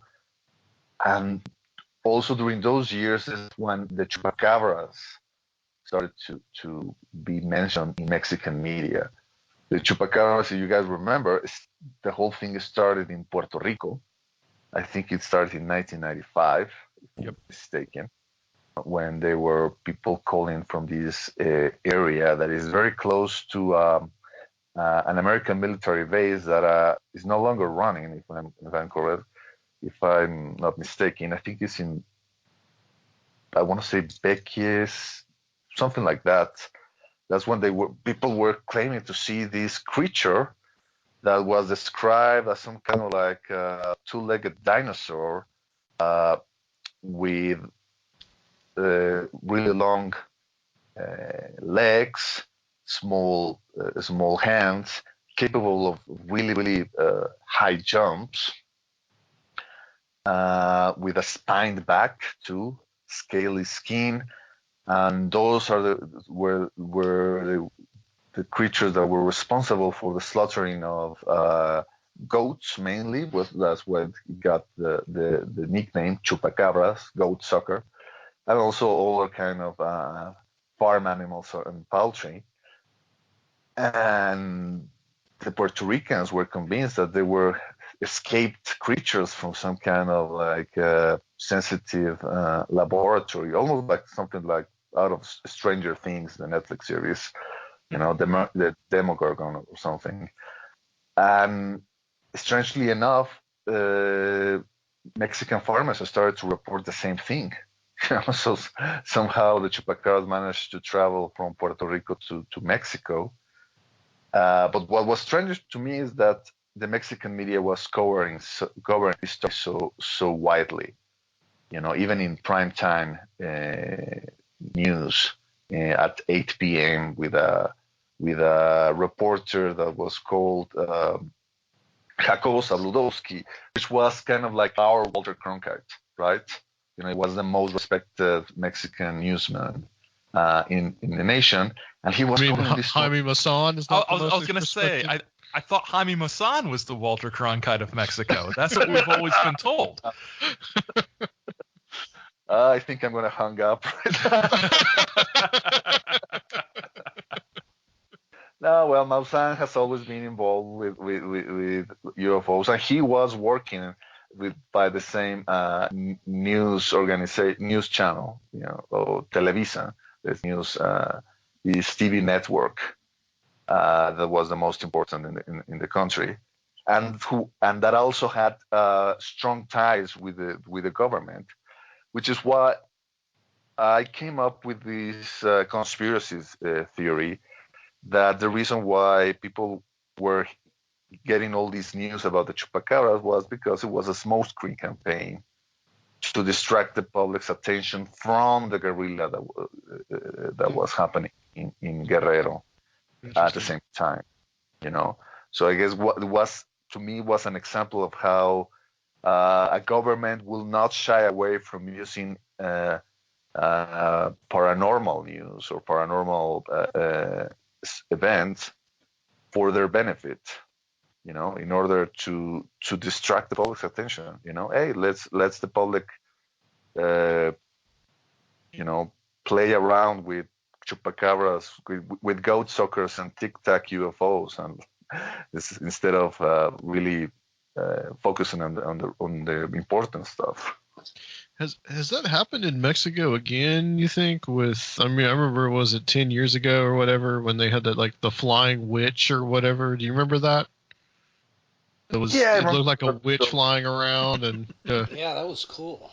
There was this poor police officer, a very young guy who claimed to have been attacked by this woman with big black eyes or something to that effect, that scared the bejesus out of him, and I don't know what happened to that poor fellow. I don't know if he got kicked out of the force or something, but I guess because of Maussan, credit where credit's due. Because of Maussan, the news channels weren't so hesitant to cover that sort of stuff once in a while, right?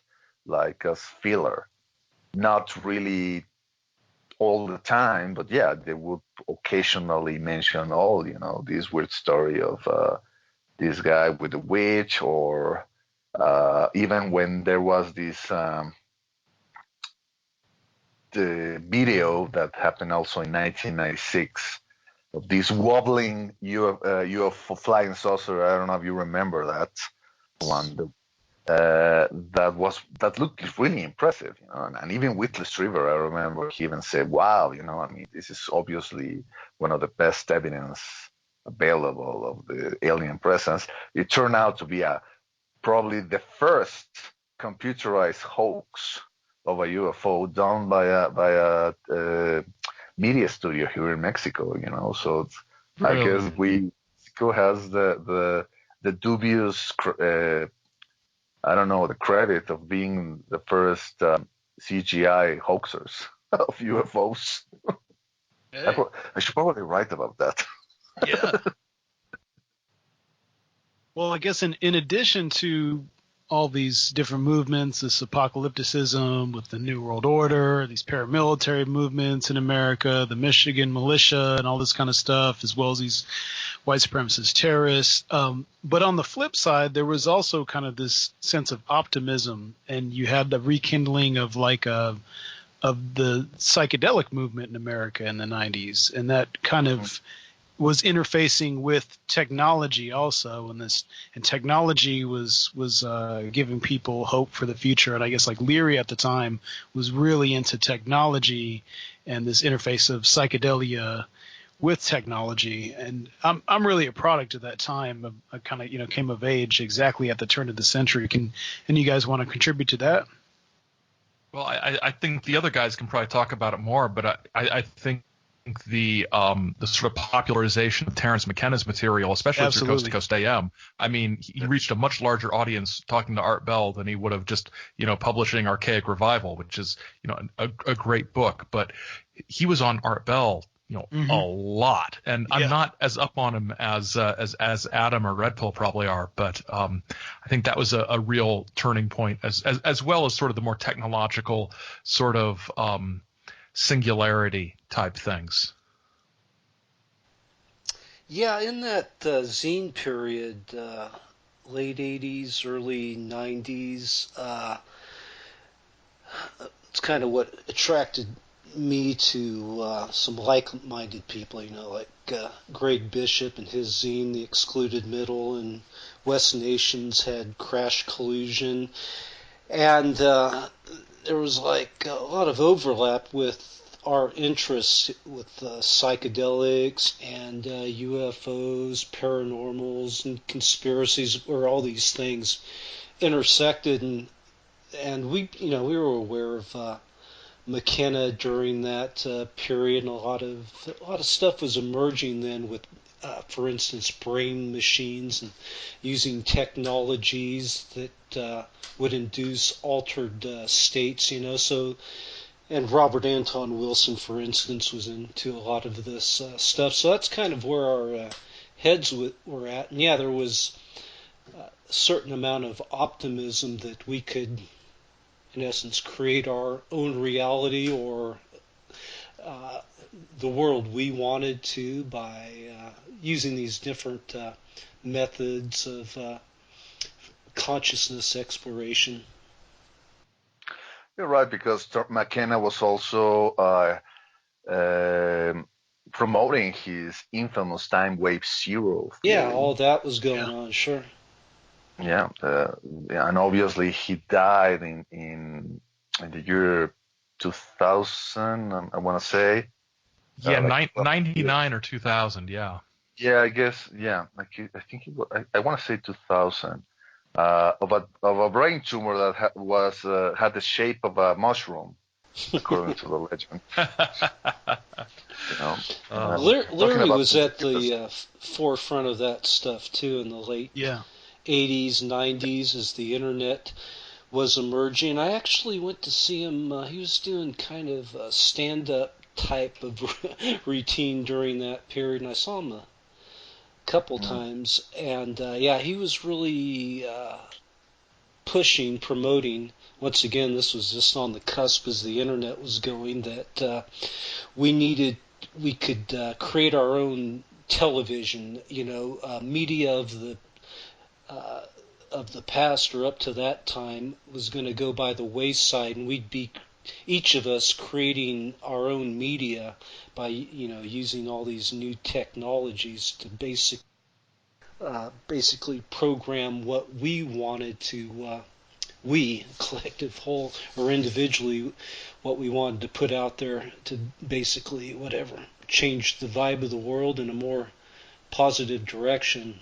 I don't think that's actually quite happened with the internet and social media, but that's where, that's where our, not to say we still can't do that, but, that was part of the discussions going on during that period. And a popularization of transhumanism, too. Yeah. Yep. Yeah, all the people that were following McKenna, they were, I don't know, what do you call this, modern techno-tribalists, people who believed in the idea of the global village, the idea that the internet would erase all national boundaries, all these old lines in the map. Right. It's doing a good job of that. Yeah, well, for a while, I still believed in that idea, especially when the Arab Spring movement happened in 2008. Sure. That's when. Well, and right after the Cold War, you had all those peaceful revolutions. So I think that really impacted people's way of thinking that we would just come to some kind of global consciousness, and all these, oppressive institutions would just fizzle away. the end of history concept. Fukuyama. The Berlin Wall came down in whatever that was, 89. So there was a lot of optimism for democracies around the world. Can I just say thank you for the Francis Fukuyama call out?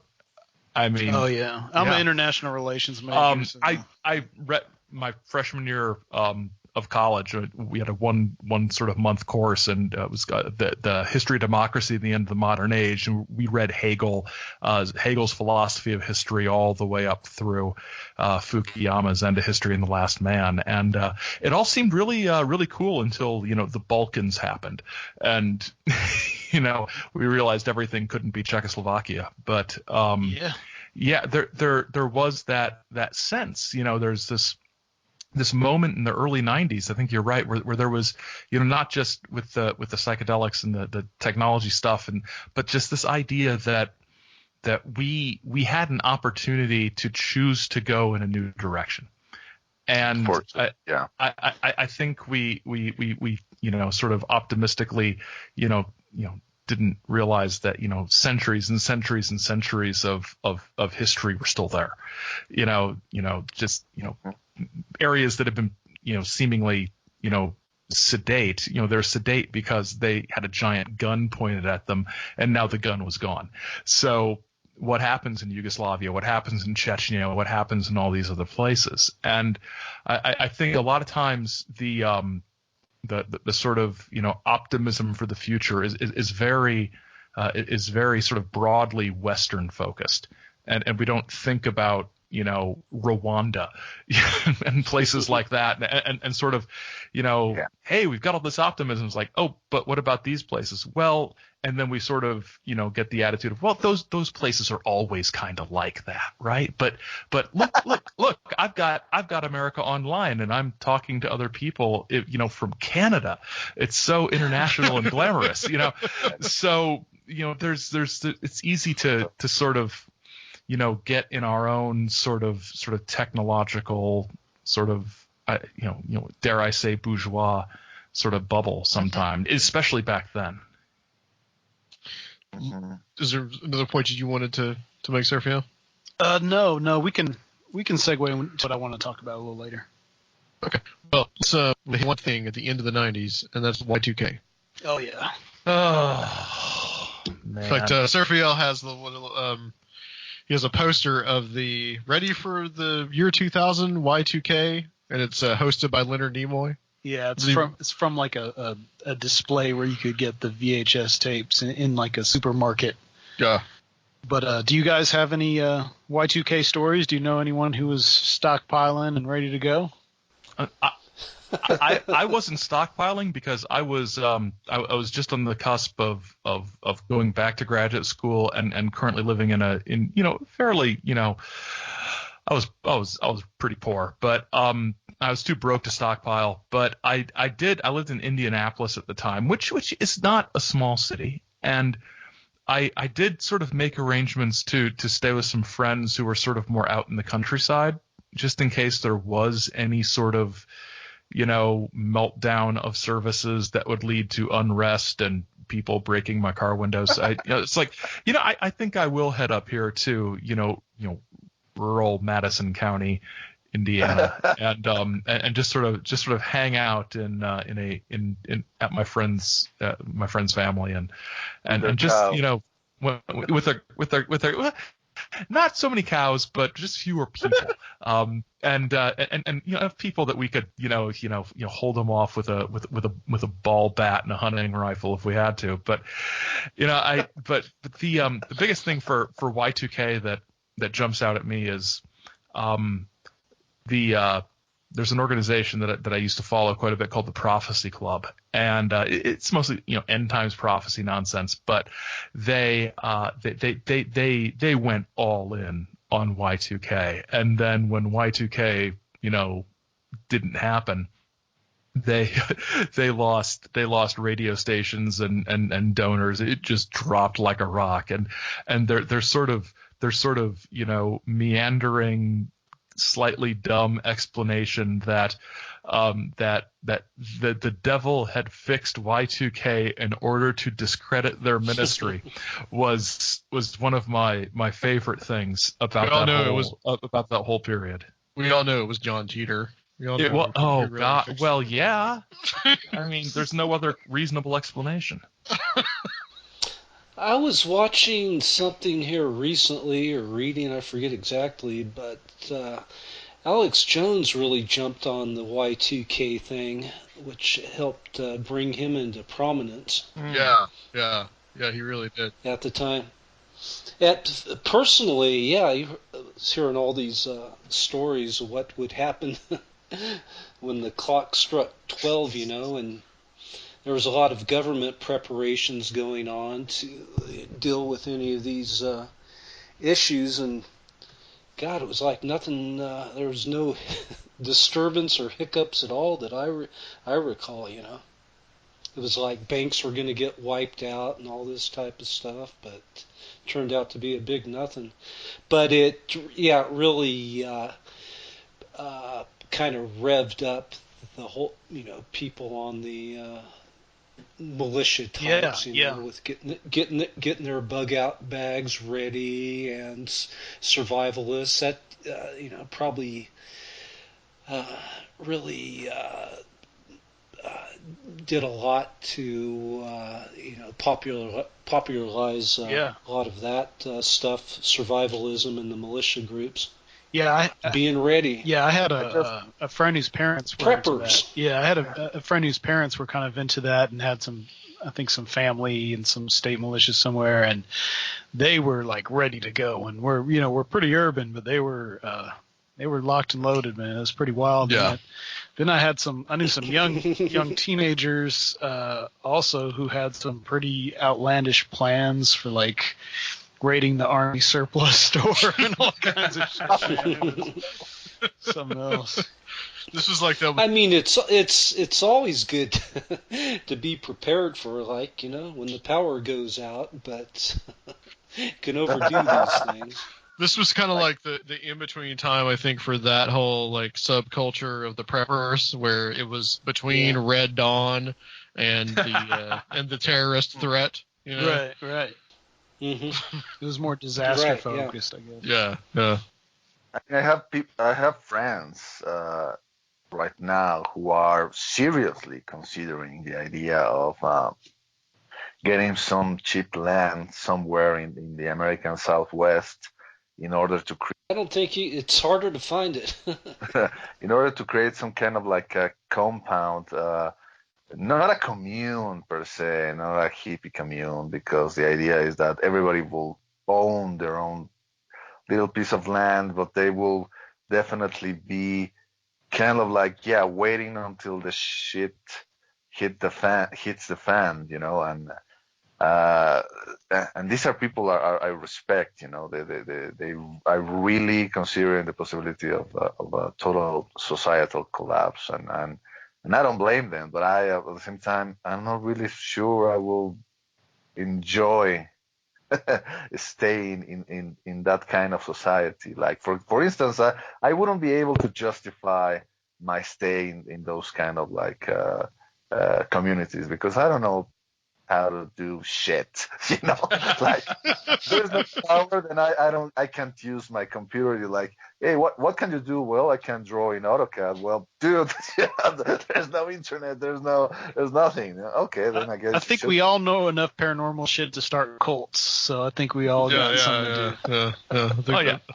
I'm gonna start a contact cult, and then only accept recruits who know how to do things like repair generators and fix cars. The bastards told me that you can stay only if you know how to fix my car. It's like, right now we're really looking for believers who are very good at dealing with plumbing issues. So, can you solder copper pipe and things like that? If so, you're welcome to believe in my offshoot of the Ashtar religion.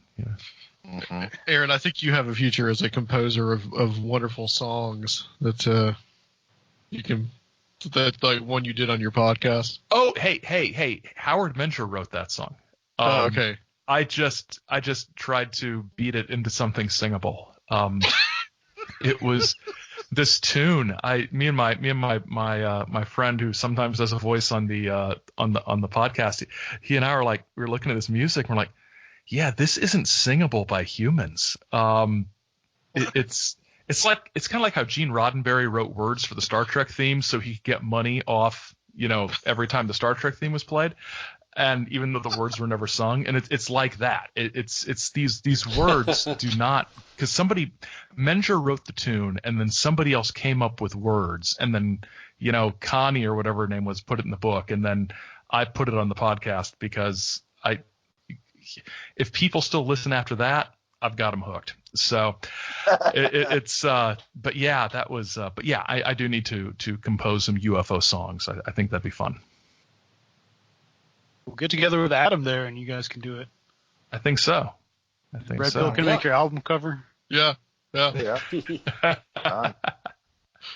songs from Venus or That's Mars. Right. Hey, I have a little chupacabra story. It's kind of funny. Okay. It has to do with Art Bell, and I don't know who else ever heard this episode. I've told people over the years, but so listened to Art Bell one night. It was at the height of that chupacabra stuff going on, and this guy calls in and says, in his area, we've witnessed a new sort of chupacabra, and it's called the chupa verga.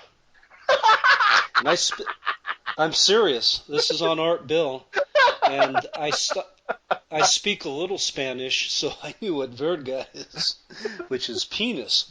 And this guy's going on about the chupa verga, and you know how Art Bell is. Oh, that's amazing, fascinating. And this goes on for about 5 or 10 minutes, and I'm just cracking up. And Art never caught on to what was going on because I guess he didn't know what verga is, but that actually happened. Oh my God! Something else about Art Bell, and I was having this conversation with Aaron and some other people. Over the years, he made claims like one of them was Jay-Z Knight was his sister. The famous channeler. Yeah. And that's just one of those things. I remember hearing that, and also Warren Buffett was his uncle. And so recently I brought up, hey, did you know Jay-Z Knight was Art Bell's sister? And somebody said, no way. And I said, yeah, I heard him talk about it on his show. Mm-hmm. So I started doing some digging around, and there's nothing on the internet that confirmed that. And the same thing with Warren Buffett. He said that on several occasions, and that seems to be bullshit too. So he, for some reason, Art felt compelled to make that up. That he was related to those people, Warren Buffett and Jay-Z Knight, which makes you wonder how much other shit was right. Art Bell making up. How much did he stage? With the whole Mel's Hole thing. That Area 51 call. I was going to say the Area 51 call-in show. Yeah. That's a classic. Madman Mark. I don't know. Well, are we? But he was entertaining for sure. Are we thinking of the same one, Aaron? Because there was one where the guy flew into was trying to helicopter into Area 51. Oh, and then there was the other one where the guy called from the telephone booth. Right, and was that's the one. They're going to triangulate on this position soon. Right. They're not who they say they are. That's when supposedly the satellite uplink went down. Yeah, right. That was classic. And it's discharged. And then we hear, and he tells us that the guest in his studio is a writer from Penthouse Magazine who's doing a profile on him. It's like, oh, you think this was real? Really? Anybody think this was real? When the guy writing a story about Art Bell we all show, thought it at the time. I know, and no way. It's like, oh my gosh, wow. There's no other explanation. But you guys also heard the one about the guy flying a plane into Area 51. Yeah, okay. So that was a plane. I thought for some reason I was thinking it's a helicopter, but he had noises in the background, and he was like, "Be careful! I'm right over it. I'm right over it." We're gonna fly in here, boy, and see what's going on. I'm gonna do it, Mr. Bell. Sir, that's not a wise idea. I would advise you to turn around right now. No, I'm going in. Wait. Here comes a jet up beside me. Sir, you still there, sir? That was it. Wow. Oh, I love it. Have you ever heard Phil Henry do those are the best. Oh, those are the best. No. Oh man, if you guys have General Johnson Jameson, yeah. I got the space clap, Art. It's great stuff. Oh shit. Well, what about going back to some of the online stuff? What are some of the earliest online communities with this Content Paranormal, UFO, conspiracy theory stuff that you guys belonged to or really used as a good information source? I think on Usenet, Alt Alien Visitors was probably the one that I sort of lurked in the most. I tried posting my own fake UFO sighting, but it wasn't very good, so they saw through it. But yeah, that's where I mostly lurked, and then once things developed, it's like it was that period of the web where things weren't very interactive. You had some mailing lists, but email lists were the big thing, and I can't remember the ones. I was on Rich Boylan's mailing list for a long time, just because I hate myself, and it was just nothing but the Star Being ambassadors have communicated to me that they're trying to meet with the white hats in the U.S. government, and I'm like, why am I reading this? This is horrible. And then blogs started, and we all got social, but Usenet for me was the big one. Yeah, I was also on some UFO mailing lists. I don't remember which exactly. I still correspond with one of those friends from those bygone years. Hi, Drew Beck. That's how I read about the Gulf Breeze sightings, and also these soldiers that went AWOL and went to Gulf Breeze because they were convinced that the end of the world was about to happen. The Gulf Breeze 6. Exactly, and I was like, my God, what's going on? Also the Chupacabra stories, and then, like I said before, the Groom Lake Desert Rat was my favorite go-to place on the internet back then.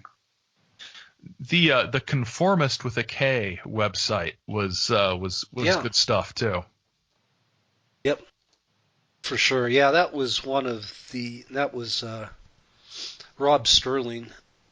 That was like a bridge between the zines were still happening during that period, but you were starting to get some website. And Sterling was a good friend of our circle of people, Ken Thomas and Greg Bishop and some of the other people who put out Paranoia magazine. So, yeah, the Conformist was kind of the first, conspiracy zine that became a website. And he got a lot of traffic there initially in those early years. Then pretty soon everybody had a website. Yeah, his reviews of David Icke's books were great, and also he had a really scathing review of Kathy O'Brien's Transformation of America. And I think that's probably where I first heard about it. I read that review, and then the subsequent correspondence between Sterling and Mark Phillips, who's Kathy's. He says rescuer, deprogrammer, savior, handler, deprogrammer. Yeah, creepy. The Conformist published, I think it was the first place that published my spin on Eyes Wide Shut. I remember, I think that might have been the first thing of yours I ever read. Yeah. Going back to late 99? 2000 or so. 99, 2000, yeah. Oh, we haven't even touched on internet hoaxes and like Ong's hat and stuff. Yeah. We haven't even gone into the I only deal with stuff that's absolutely real. So. Do any of you guys remember a website called deoxyribonucleic hyperdimension? I do. Yeah. I can't remember. It didn't have to do with psychedelics. Yeah, it was more like psychedelic oriented. It was this like crazy like wormhole of a website with all these hyperlinks everywhere. Yeah. And it would like that like blew my young like 15-year-old mind. I found it and like learned about Ong's hat and all that. Yeah, that was still online up to a few years ago. You're right. I think talking about other key groundbreakers was the Infinity Factory with Richard Metzger. Yeah. And that was, if you recall that, around 99, 2000, he started doing streaming interviews. Basically, it was an early form of podcast, but even back then he was like streaming and interviewing some really tuned-in people, Robert Anton Wilson and different conspiracy theorists. So I think that was another bridge there that took us from zines into doing stuff on the internet. God, I remember trying to watch those, stream that back in 99, 2000 with, dial up. It was like, it wasn't happening. Well, guys, I mean, this has been excellent.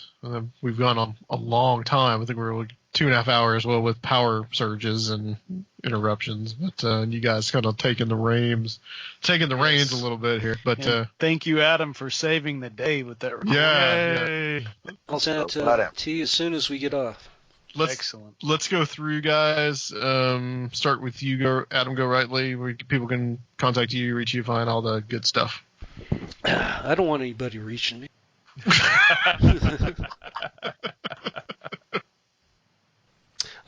Shucks. AdamGoRightly.com, and books are on Amazon. I'm on Twitter, not so much Facebook anymore. Not too hard to find. And Red Pill? They can go to my MySpace. Yes. Is that actually still a thing? Can you? I guess. Space still? I'll check right now as you're talking. Yes, it is. They can contact you at your @AOL email. Exactly, a CompuServe. No, they can go to the Daily Grail, www.dailygrail.com. That's I'm a regular contributor there, and there's also so tons am of I. I excellent. forgot about that one. Exactly. I mean, Gorightly stuff is there, so go check it out. I also got Mysterious Universe, mysteriousuniverse.org, and many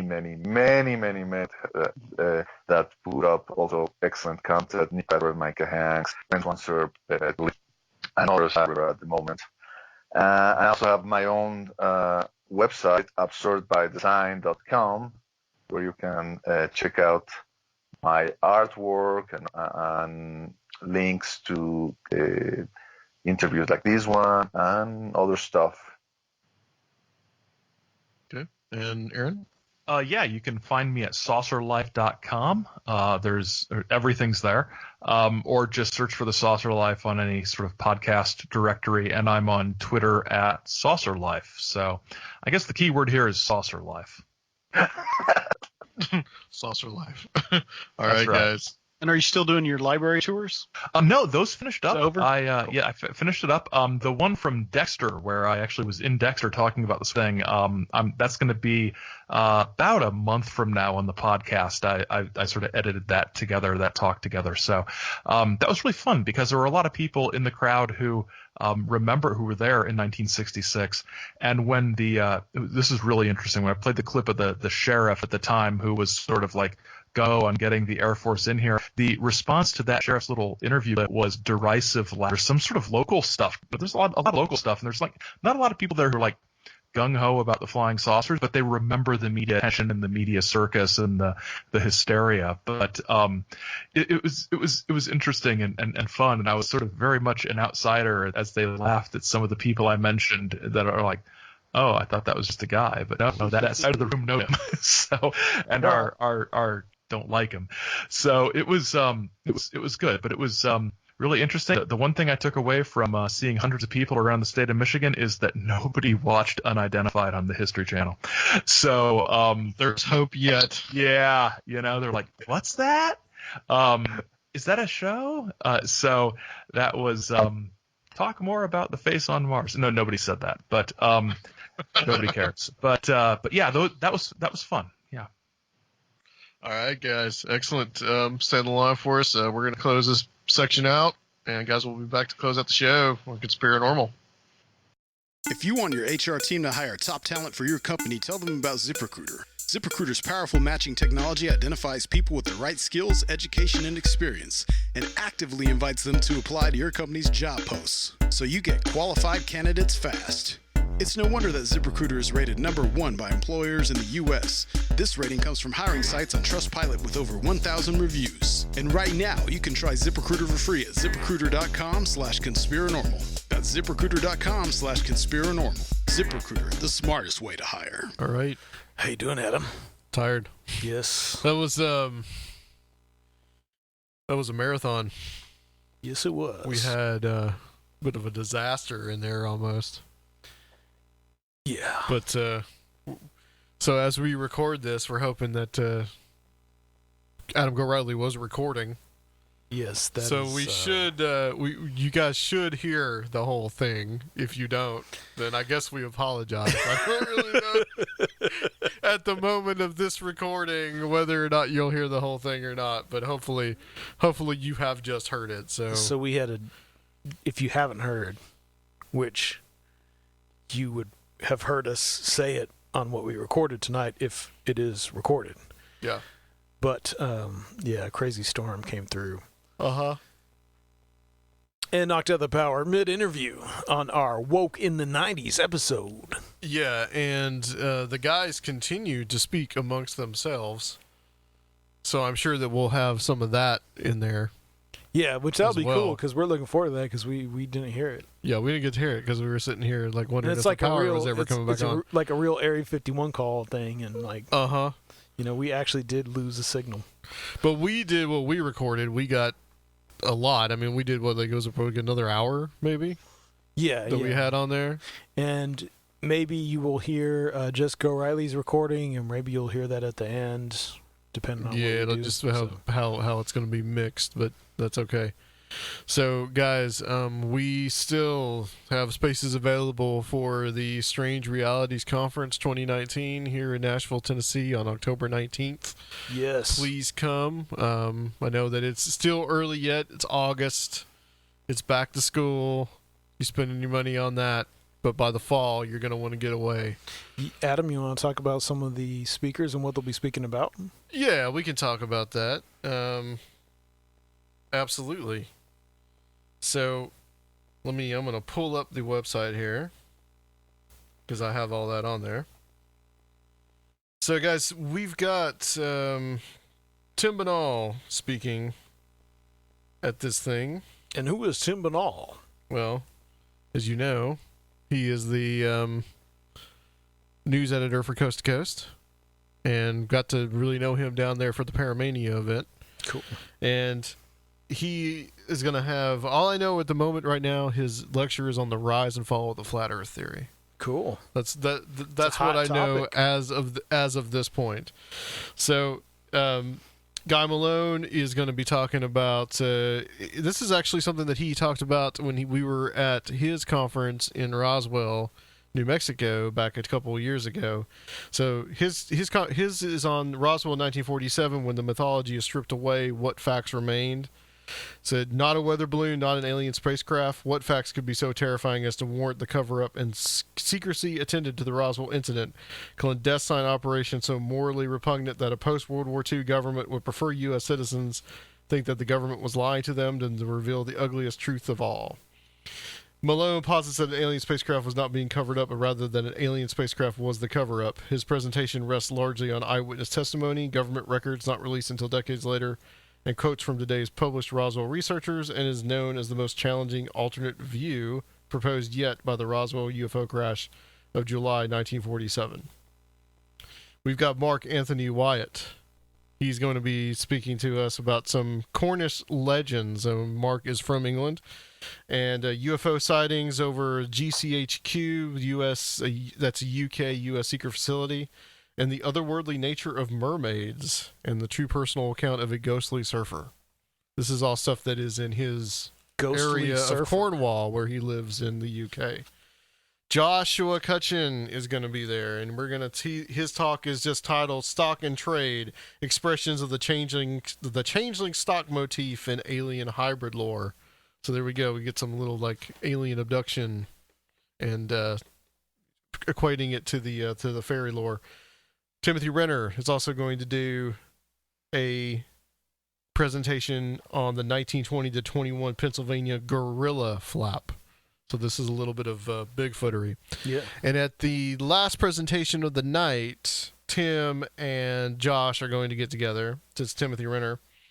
They're gonna present on their new upcoming book, When the Footprints End, which is about high strangeness and folklore in Bigfoot sightings. And guys, when this book comes out, I think it's really going to change some things in the cryptozoological world. So that's going to be a big preview for that. Yeah, and we've got our good friend Joe as well. He is going to be talking about his ghost hunting technology that you guys may have heard us talk about on the show. He wants a few times. Live demonstrations. He wants to do live demonstrations. And let you communicate with ghosts live on stage. So, that's it, guys. That's the lineup, and then we've got music at the end of at the end of the night. That's a big party at the end. It's a really cool town to come to, and we've got plenty of recommendations for great food, and there's tons of Airbnbs available all throughout town. A very quick town to get around in too, so nothing will be too far from your Airbnb. All right, guys, and you can get your tickets at strangerealitiesconference.com. Strangerealitiesconference.com. There is a Eventbrite link to that, which will take you to where you can actually buy and purchase the tickets, and it's $30, not $40. $40 at the door. $40 at the door, right? But you only pay $30 if you buy it online. So that's how it is, guys. We're really looking forward to seeing you over there. So. All right, Conspirinormal. We're gonna talk about a little bit about Patreon.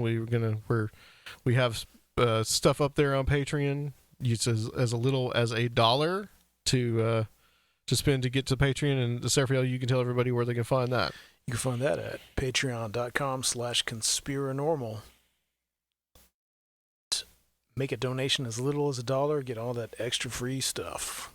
That's right. There's plenty of stuff on there. I think there's there might be close to 30, just, not as long as regular shows, but they're at least like maybe 20, 25 minutes. That's the secret adept level of Conspiranormal That's fandom. The secret adept level. That's right. That's the Kabbalion of Conspiranormal fandom.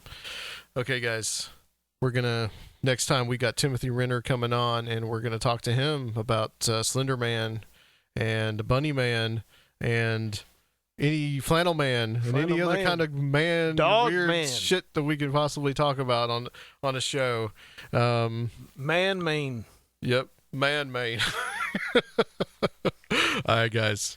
We'll be back next time on Conspiranormal. StrangeRealitiesConference.com.